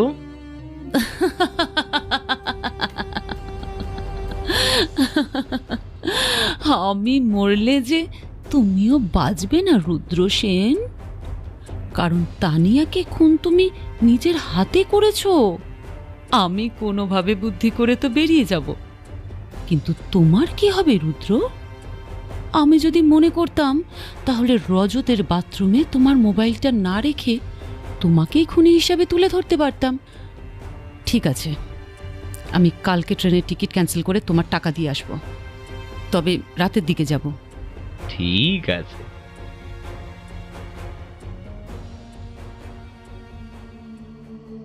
পরের দিন 17ই আগস্ট সকাল 6:30টার ট্রেনে পুরী যাওয়া হলো না রূপকথা। তার কথা মতো সেই দিন রাত 12:30টার সময় 20,000 টাকা নিয়ে রুদ্রর বাড়িতে প্রবেশ করে ইন্সপেক্টর রূপকথা। এই যে তোমার টাকাটা। সরি ম্যাডাম, আমার আসলে খুব খারাপ লাগছে। তোমার সাথে এরকম ব্যবহার করলাম বলে কথা। Sorry, please sorry. ঠিক আছে, কোনো ব্যাপার না। ড্রিঙ্ক করছিলে নাকি? হ্যাঁ। তা তুমি চেয়ারে বসো না, দাঁড়িয়ে আছো কেন? না, আমি ঠিক আছি। আপনার কার্যসিদ্ধির জন্য আমাকে দিয়ে খুন করিয়েছেন, কিন্তু আপনার মাস্টার প্ল্যানে আমি নির্দোষ প্রমাণিত হয়েছি। এইটা না আমি কোনোদিন ভুলবো না, কৃতজ্ঞ থাকবো আপনার কাছে। কিন্তু একটা ব্যাপার, ওই কীভাবে ওই নির্দোষ রজতকে ফাঁসালে, এটা মানে আউটস্ট্যান্ডিং। হ্যাঁ, তারপরে ওই একই রঙের দুটো আলাদা সাইজের জামা কেনা, মার্ভেলাস, জাস্ট ভাবা যায় না। আর আমি যে জামাটা পরে খুন করলাম, সেই জামাতে তো তানিয়ার রক্ত লেগেই ছিল। ওটা ফরেন্সিকে গেলে তো সেই দিনই আমি অপরাধী সেটা প্রমাণ হয়ে যেত। দুটো এক রঙের জামা তো আমি কিনেছিলাম, কিন্তু আমি যে জামাটা পরে খুন করেছিলাম সেটা ওই বাকি দুটো জামার মতোই দেখতে। সেই তিনটে একরকম জামার মধ্যে একটা জামা তুমিই দিয়েছিলে, আর খুন করে বেরোবার সময় ওই জামাটা যদি তুমি নিজের কাছে না নিতে, ও বাবা বেবি কেমন একটা কাঁপুনি দিচ্ছে, মানে তাহলে যে কি হতো জানো, মনের মধ্যে না একটা ভয় কাজ করছিল। মাঝখান থেকে সেই জামা দুটোই পাওয়া গেল যেটা খুনের পরে পড়েছিলাম। আসলটা কেউ খুঁজে পেল না, কেউ পেল না। ফরেন্সিকে সেই জামাটা গেল যেটা আমি পরে খুন করার পরে পড়েছিলাম। আচ্ছা হ্যাঁ, একটা কথা না আমার মাথায় আসছে, বলতে পারি? বলো। ওই তৃতীয় সাদা তানিয়ার রক্ত লাগা জামাটা এখন কোথায়, যেটা আমি বাইরে বেরিয়ে তোমাকে দিয়েছিলাম? আমার বাড়ির বাথরুমে আগুনে পুড়িয়ে দিয়েছি, কারোর বাপের খুঁজে পাওয়ার ক্ষমতা নেই। বাহ মাইরি বাহ, তোমার বুদ্ধির প্রশংসা না করে আমি থাকতে পারছি না। আর একটা কথা বলতে চাই, হ্যাঁ, তিনটে এক রঙের জামার কি প্রয়োজন ছিল? জামা ছেড়ে খালি গায়ে খুন করে আবার জামাটা পরে নিলেই তো হয়ে যেত। খালি গায়ে খুন করলে তোমার গায়ে রক্ত লেগে যেত তো, তারপরে তুমি আবার জামা পরতে। একইভাবে তোমার গায়ে লেগে থাকা রক্ত তোমার জামায় লেগে যেত। তাও আমি তানিয়াকে খুন করে জামা ছেড়ে প্রথমে ওই বাড়ির বাথরুমে গিয়ে ভালো করে গা ধুয়েছিলাম, কোনো রক্ত কিন্তু গায়ে লেগেছিল না। মানে জানো তো, তাও না কেমন একটা ভয় করছিল। যাক, ভালো সব মিটে গেছে, তাহলেই হলো। 8 মাস ধরে তানিয়াকে প্রেমের জলে ভাসানো সার্থক হয়েছে। হারার মহাদেব বাবা। ভাগ্য ভালো যে এত ঝামেলার মাঝেও তুমি হাতে গ্লাভসটা পরতে ভুলে যাওনি, না হলে সব জায়গায় তোমার হাতে ছাপ লেগে যেত যে। ওই জন্যই তো আরও 1 জোড়া গ্লাভস রেখেছিলাম। 1 জোড়া গ্লাভস খুন করার আগে আর 1 জোড়া খুনের পরে পরে নিয়েছিলাম। আগের গ্লাভসে তো রক্ত লেগে গিয়েছিল। আমার ওই জামার সাথে গ্লাভসগুলো পুড়িয়ে দিয়েছো তো? হ্যাঁ। জানো, যখন তানিয়াকে খুন করলাম না, তখন আমার প্যান্টের ওপরে একটা রেইনকোটের প্যান্ট পরেছিলাম, তাই আমার নিজের প্যান্টে কোনো রক্তের দাগ লাগেনি। কিন্তু জামার ওপরেও রেইনকোট পরতে চেয়েছিলাম, সেটা তুমি পরতে বারণ করেছিলে। কেন? এটা পরলে তো মানে ব্যাপারটা সহজই হয়ে যেত। আরও সহজ হয়তো হয়ে যেতে পারতো, কিন্তু আমি তো সহজে কিছু চাইনি। তার মানে? এর মানে হলো এটাই যে তুমি যদি ভবিষ্যতে আমাকে ব্ল্যাকমেল করো, তাহলে আমার কাছে এই জামা আর গ্লাভসটা প্রমাণ থাকবে। বুঝতে পারলে না? এই তুমি তো বললে এগুলো পুড়িয়ে ফেলেছো। পুড়িয়ে ফেলবো, তবে এখনো সময় আসেনি। ঠিক আছে, বাদ দাও। শেষ প্রশ্ন, রজত আর তানিয়াকে কেন খুন করতে চেয়েছিলে এই ব্যাপারে আমি জানতে চাই না। শুধু আমার একটা কথা জানার আছে। কি এমন জাদু করলে যে রজত নিজে খুন না করেও খুনের কথা স্বীকার করলো এবং আত্মহত্যা করলো? হ্যাঁ, হিপনোটাইজ কথাটার মানে বোঝো? মানে সম্মোহন? হ্যাঁ, ঠিক তাই। তানিয়ার বোনের প্রতি রজতের একটা দুর্বলতা ছিল, সেটা তো আশা করি তোমার মনে আছে। তানিয়ার বোন মনোবিদ, হিপনোটাইজ করার দক্ষতা বেশ ভালোই আছে। তার প্রতি দুর্বলতার জন্য হিপনোটাইজে অনেক তাড়াতাড়ি বশে নিয়ে আসা সম্ভব হলো। থানার সবাইকে বিশ্বাস করানো গেল রজতের মাথায় গন্ডগোল আছে, তাই সেই ব্যাপারে পরীক্ষা করার জন্য সাইকোলজিস্ট দরকার। আমিও সেই সুযোগটা ছাড়লাম না। তানিয়ার বোনের সাথে আমার অনেক আগের থেকে যোগাযোগ ছিল, তাই ওকে ডেকে নিলাম। তানিয়ার বোন তনিমা এই সুযোগটা একেবারে লুফে নিল। আমি বললাম, এমনভাবে ক্যাপচার করো যেন রজত মনে করে তার আর কিচ্ছু নেই, তার জীবনটা একেবারে শেষ, আর তাকে বাকি জীবনটা ওই কারাগারে বন্দি হয়েই থাকতে হবে। তার থেকে আত্মহত্যা করে নেওয়াই শ্রেয়। আর এটা সত্যি যে রজত খুন করার মানুষ না হলেও তানিয়াকে খুন করার জন্য তার খুব মন চাইতো, কিন্তু বেচারা পারতো না। এমন একটা কিছু করতে হবে যেটা ও স্বপ্ন দেখে কিন্তু ভয় করতে পারে না। সেই স্বপ্ন সম্মোহনের মধ্যে ওকে পূরণ করাতে হবে। ও যেন মন থেকেই এটা বিশ্বাস করে যে ও নিজেই তার জীবনের কালসাপ তানিয়াকে খুন করেছে। তনিমা আমার কথা মতো সেটাই করলো। তুমি দেখতে পাচ্ছ রজত?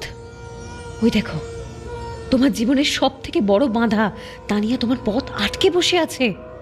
তোমার হাতে ওই ফুলদানিটা এখনো আছে রজত। ওর মাথায় মারো রজত, তাড়াতাড়ি মারো।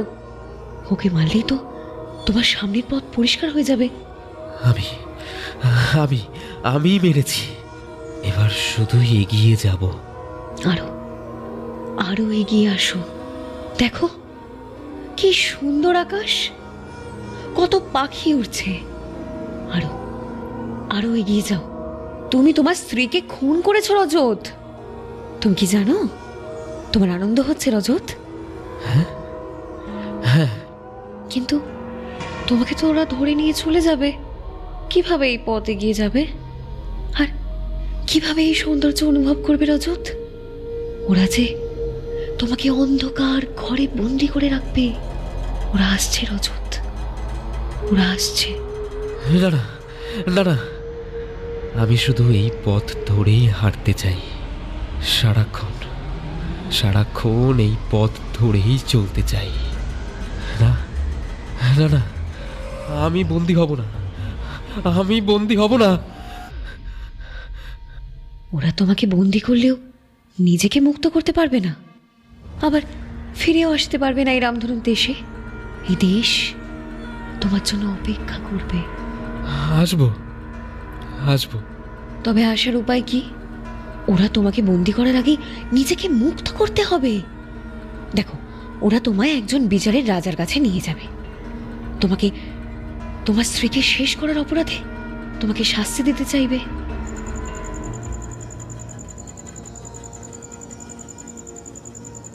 তারপরে রজতের জ্ঞান হারিয়ে যায়। জ্ঞান আসার পরে শান্তি অনুভব করে। তাকে দেখে মনে হয় তখনও সে ঘোরের মধ্যে আছে। তারপর থেকে রজত মনে করত নিজেই তানিয়াকে খুন করেছে এবং সে বেশ খুশি। আর সব সময় মুক্তির রাস্তা জিজ্ঞাসা করত। সে বারবার যেতে চাইতো তনিমার সম্মোহনে দেখানো সেই দেশে। আমিও বুঝতে পেরেছিলাম সম্মোহন খুব ভালোভাবেই কাজ করেছে। যদিও একদিনে কিছুই হয়নি, সময় লেগেছে। কয়েকদিন আগেই তনিমাকে প্রশ্ন করেছিল। আমি সেই দেশেই যেতে চাই। এখানে এখানে আর ভালো লাগছে না। আমি এবার একটু মুক্তি চাই, একটু মুক্তি চাই, মুক্তি চাই। অপেক্ষা করো, যেদিন আদালতে তোমার শাস্তির কথা জানিয়ে দেবে সেই দিনই আমার একটা ইঙ্গিতে তুমি পুলিশের থেকে বন্দুক নিয়ে নিজের মাথায় গুলি করবে। আর কোনো উপায় নেই, যা হোক করে এটা করতেই হবে, না হলে সারা জীবনের মতো তুমি বন্দী হয়ে যাবে রজত। ওরে শালা, কি ভয়ঙ্কর! কিন্তু তনিমা তো নিজের শালী হয়, তাহলে ও কেন সহযোগিতা করলো? না না না না, এত প্রশ্ন করতে নেই। কালকে তোমাকে যে বন্দুকটা চোরাবাজার থেকে কিনতে বলেছিলাম, ওটা কিনেছো? সে আর বলতে। দাঁড়াও, আমি নিয়ে আসি, তুমি বসো। আর একটু বসো বসো, আর কতক্ষণ এইভাবে দাঁড়িয়ে থাকবে? আগে তুমি ওটা নিয়ে আসো।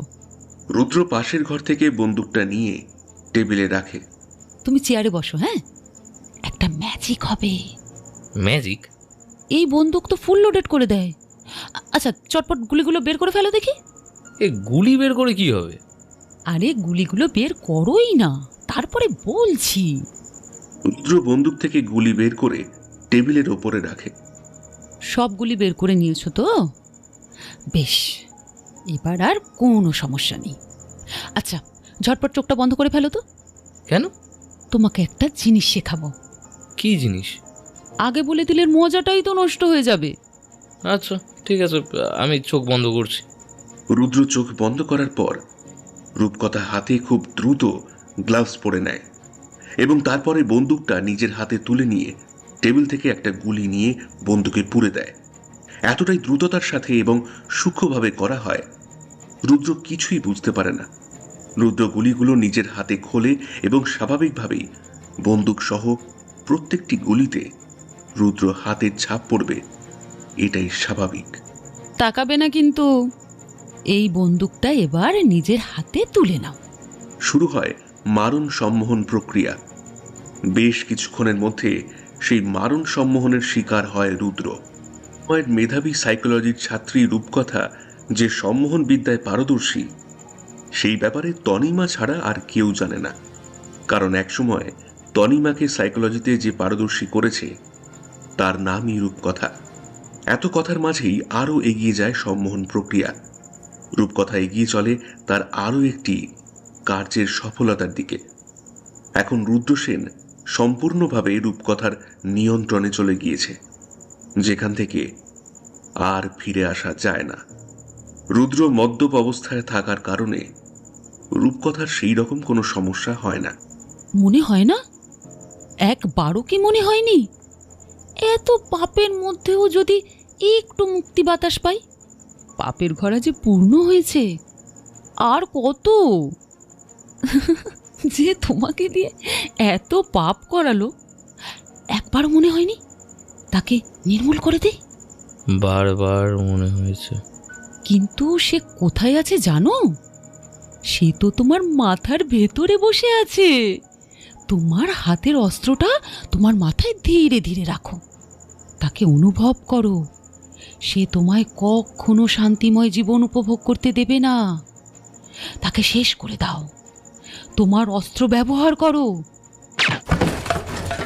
বন্দুকে সাইলেন্সার থাকার কারণে সেই রকম কোনো শব্দ হয় না, কিন্তু গুলিটা এফোর ওফোর করে দেয় রুদ্রর মগজকে। রক্তের চারিদিক ভেসে যায়। কি ভেবেছিলিস আমাকে ব্ল্যাকমেল করে যাবি? আমি কি জিনিস সেটা এবারে তুই স্বর্গে গিয়ে, না না না, নরকে গিয়ে জানতে পারবি।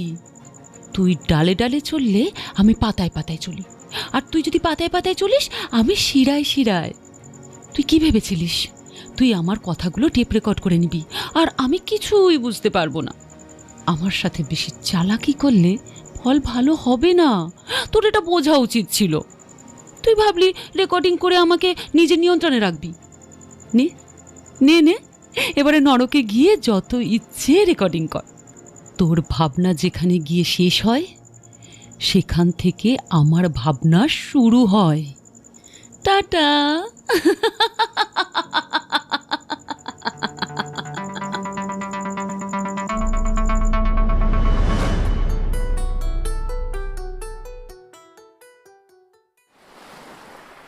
পুরীর সি বিচে রূপকথা চেয়ারে বসে একটি সুগন্ধি কফির কাপে চুমুক দিতে যাবে, এমন সময় তার ফোনটা বেজে ওঠে।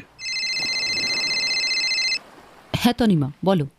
রূপকথা দি, তুমি যে এইভাবে এত কঠিন কাজটা করলে, কোনো ফাঁক থেকে যায়নি তো?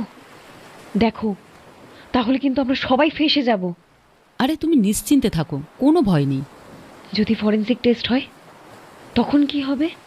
টেস্ট হোক না, তাতেও কিচ্ছু খুঁজে পাবে না। আমার একটা চুলও পাবে না, কারণ আমি ছোট করে চুল কেটে নিয়েছি। এতই ছোট যে হেয়ার ফলও হবে না। আর এমন একটা টুপি পরেছিলাম, একটা চুলও পাওয়া যাবে না।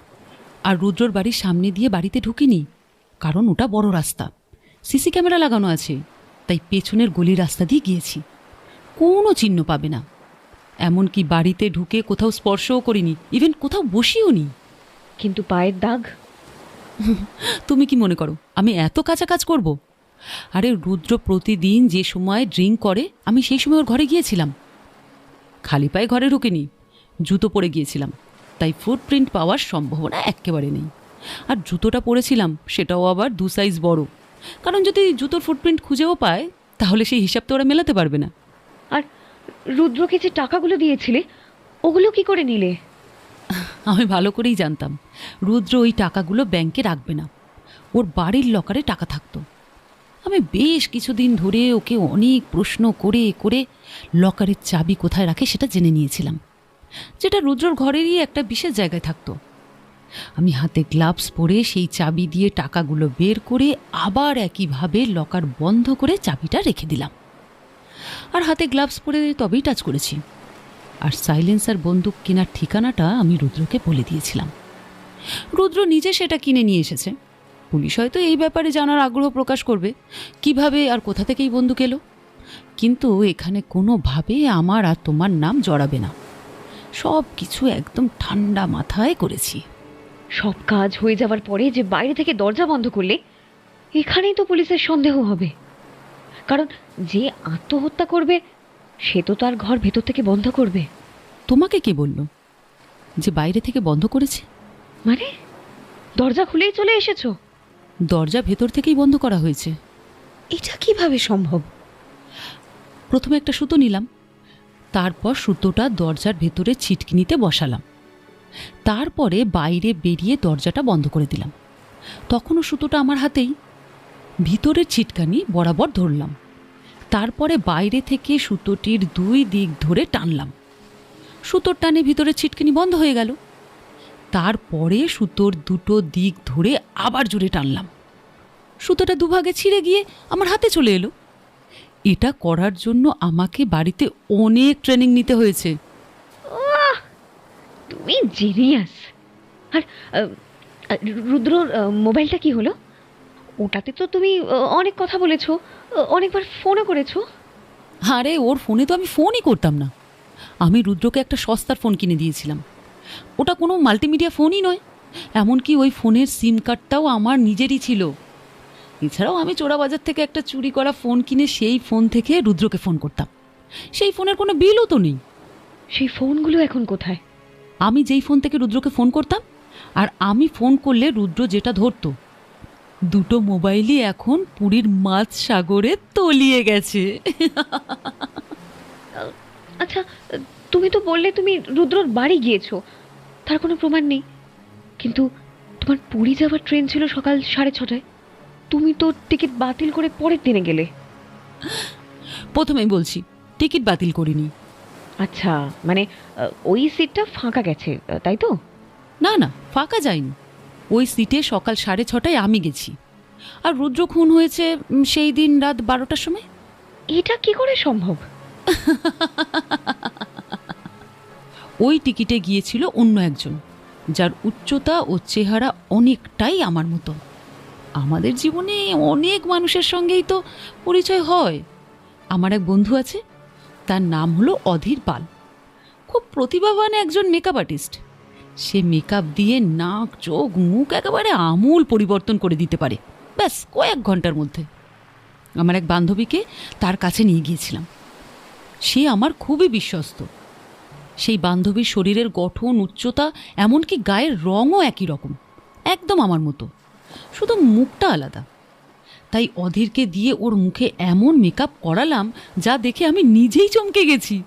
যেন মনে হচ্ছিল আমি আমার যমজ বোনকে দেখতে পাচ্ছি। ব্যাস, আমার আধার কার্ড আর ভোটার কার্ড নিয়ে 6:30টার ট্রেনে ওকে পাঠিয়ে দিলাম। হোটেল তো আগের থেকেই বুক করা ছিল, আর ওই হোটেলে আমার নামেই চেক ইন করে আমার সেই বান্ধবী। তাহলে কি দাঁড়ালো? আমি সেই দিন সকাল 6:30টার ট্রেনে পুরী চলে গিয়েছি, আর রুদ্র আত্মহত্যা করেছে রাত 12:30টার সময়। যদিও রুদ্রকে মারার পরে রুদ্রর ঘর থেকে রাত 12টায় বেরিয়ে অধীরের কাছ থেকে নিজের মেকআপ করিয়ে নিই, যাতে বাইরে দেখে আমাকে কেউ বুঝতে না পারে। কারণ সবাই জানে আমি সকাল 6:30টার ট্রেনে পুরীতে গিয়ে হোটেলে আছি। তারপরে মেকআপ করে সোজা বাসে করে পুরী চলে যাই। Very interesting. তারপর কি হলো? তারপর আমার বান্ধবীকে তো আমারই একটা ড্রেস পরিয়ে পাঠিয়েছিলাম, আর ওকে হোটেলে কোনো কথা বলতে বারণ করেছিলাম। কারণ পরে আমি যখন যাব তখন 2 ভিন্ন গলার আওয়াজ শুনলে সেখানে যদি কেউ সন্দেহ করে ফেলে। তাই বলেছিলাম সব কিছু ইশারায় বোঝাতে।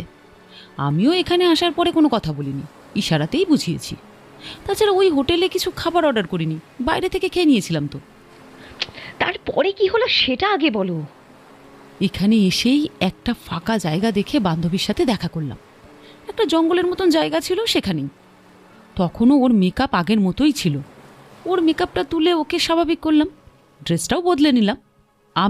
তখন আবার আমি হয়ে গেলাম, আর ও আবার ও হয়ে গেল। তারপরে আমার আধার কার্ড নিয়ে ওকে বাসের টিকিট কেটে কলকাতায় পাঠিয়ে দিলাম, আর আমি সোজা হোটেল। তোমার লাগেজ কার কাছে ছিল? আমার লাগেজ তো আমি ওকেই দিয়ে দিয়েছিলাম, ওই হোটেলে নিয়ে গিয়েছিল, আবার কোথায় থাকবে।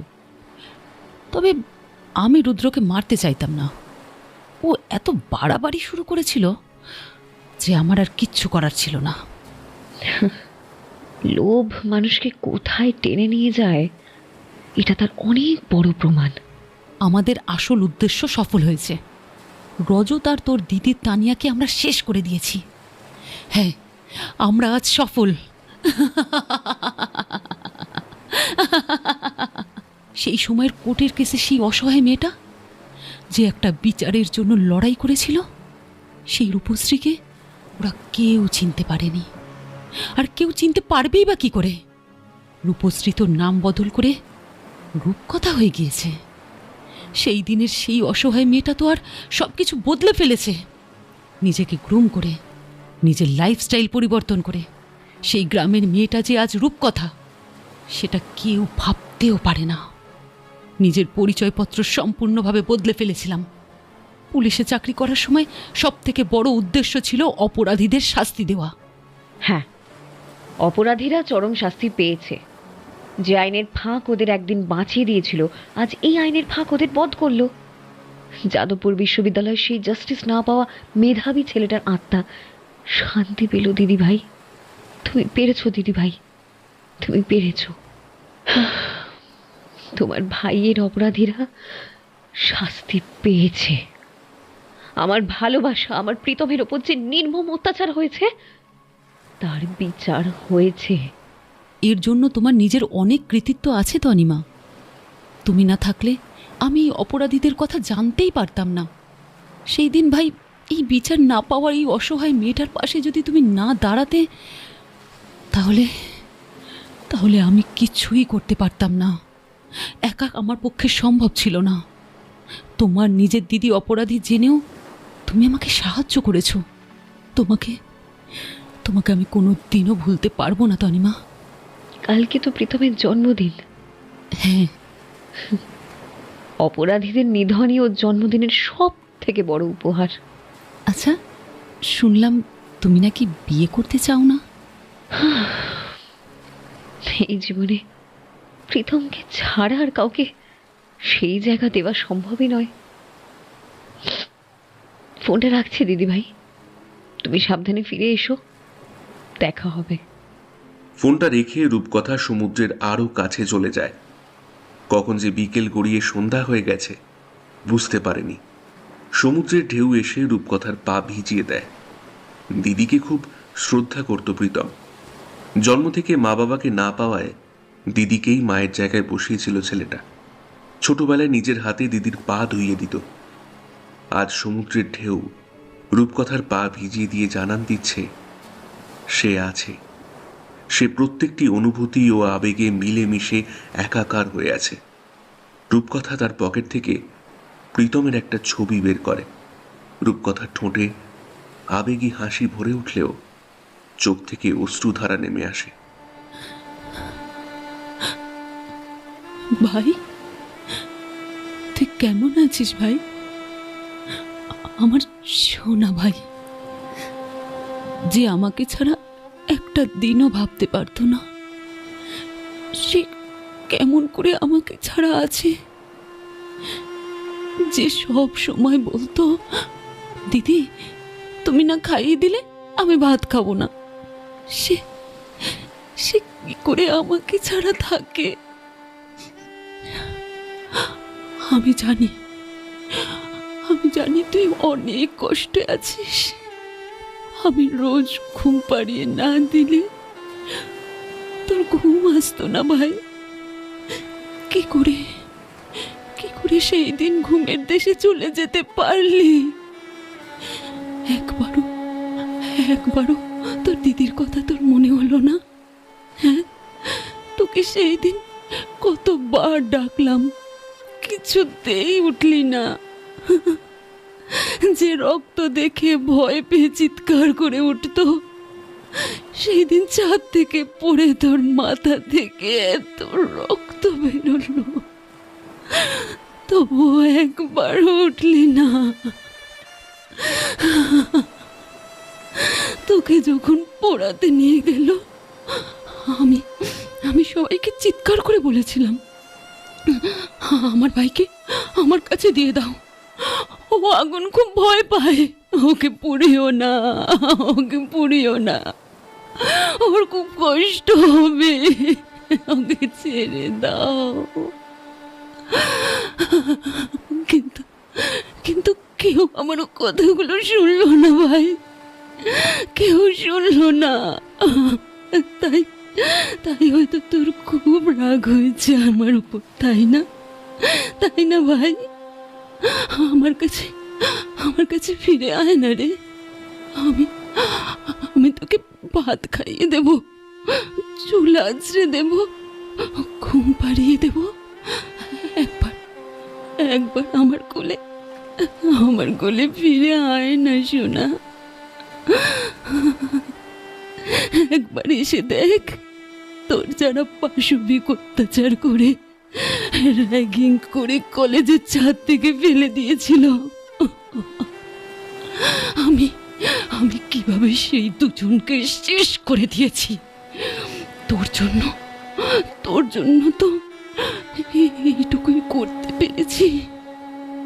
তুই তো শুধুমাত্র আমার ভাই নয়, তুই তো আমার ছেলে, আমার সন্তান, তুই তো আমার সন্তান।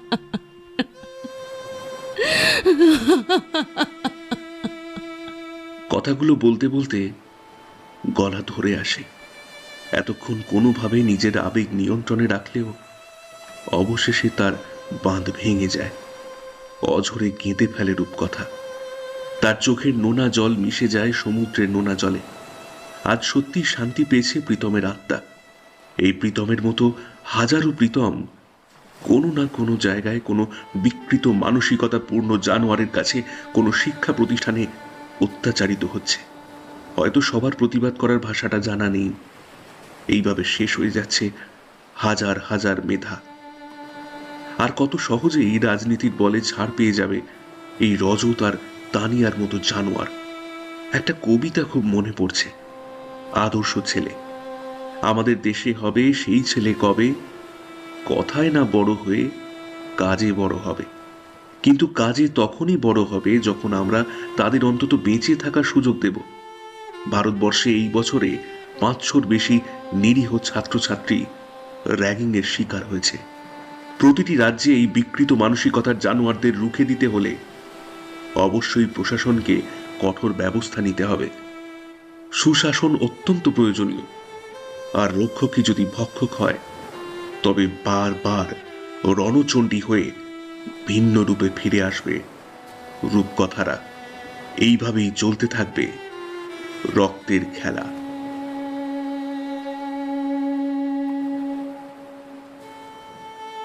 কেমন লাগলো বন্ধুরা? আজকের গল্প এখানেই শেষ। কমেন্ট করে কিন্তু অবশ্যই জানাবে। আর ভালো লাগলে কিন্তু চ্যানেলটি সাবস্ক্রাইব করতে ভুলো না। খুব শিগগিরই দেখা হবে নতুন আরেকটি রহস্য রোমাঞ্চক গল্প নিয়ে, শুধুমাত্র নিশিরাগ গল্পের আড্ডায়। সবাই ভালো থেকো। আজকের মতো বিদায়।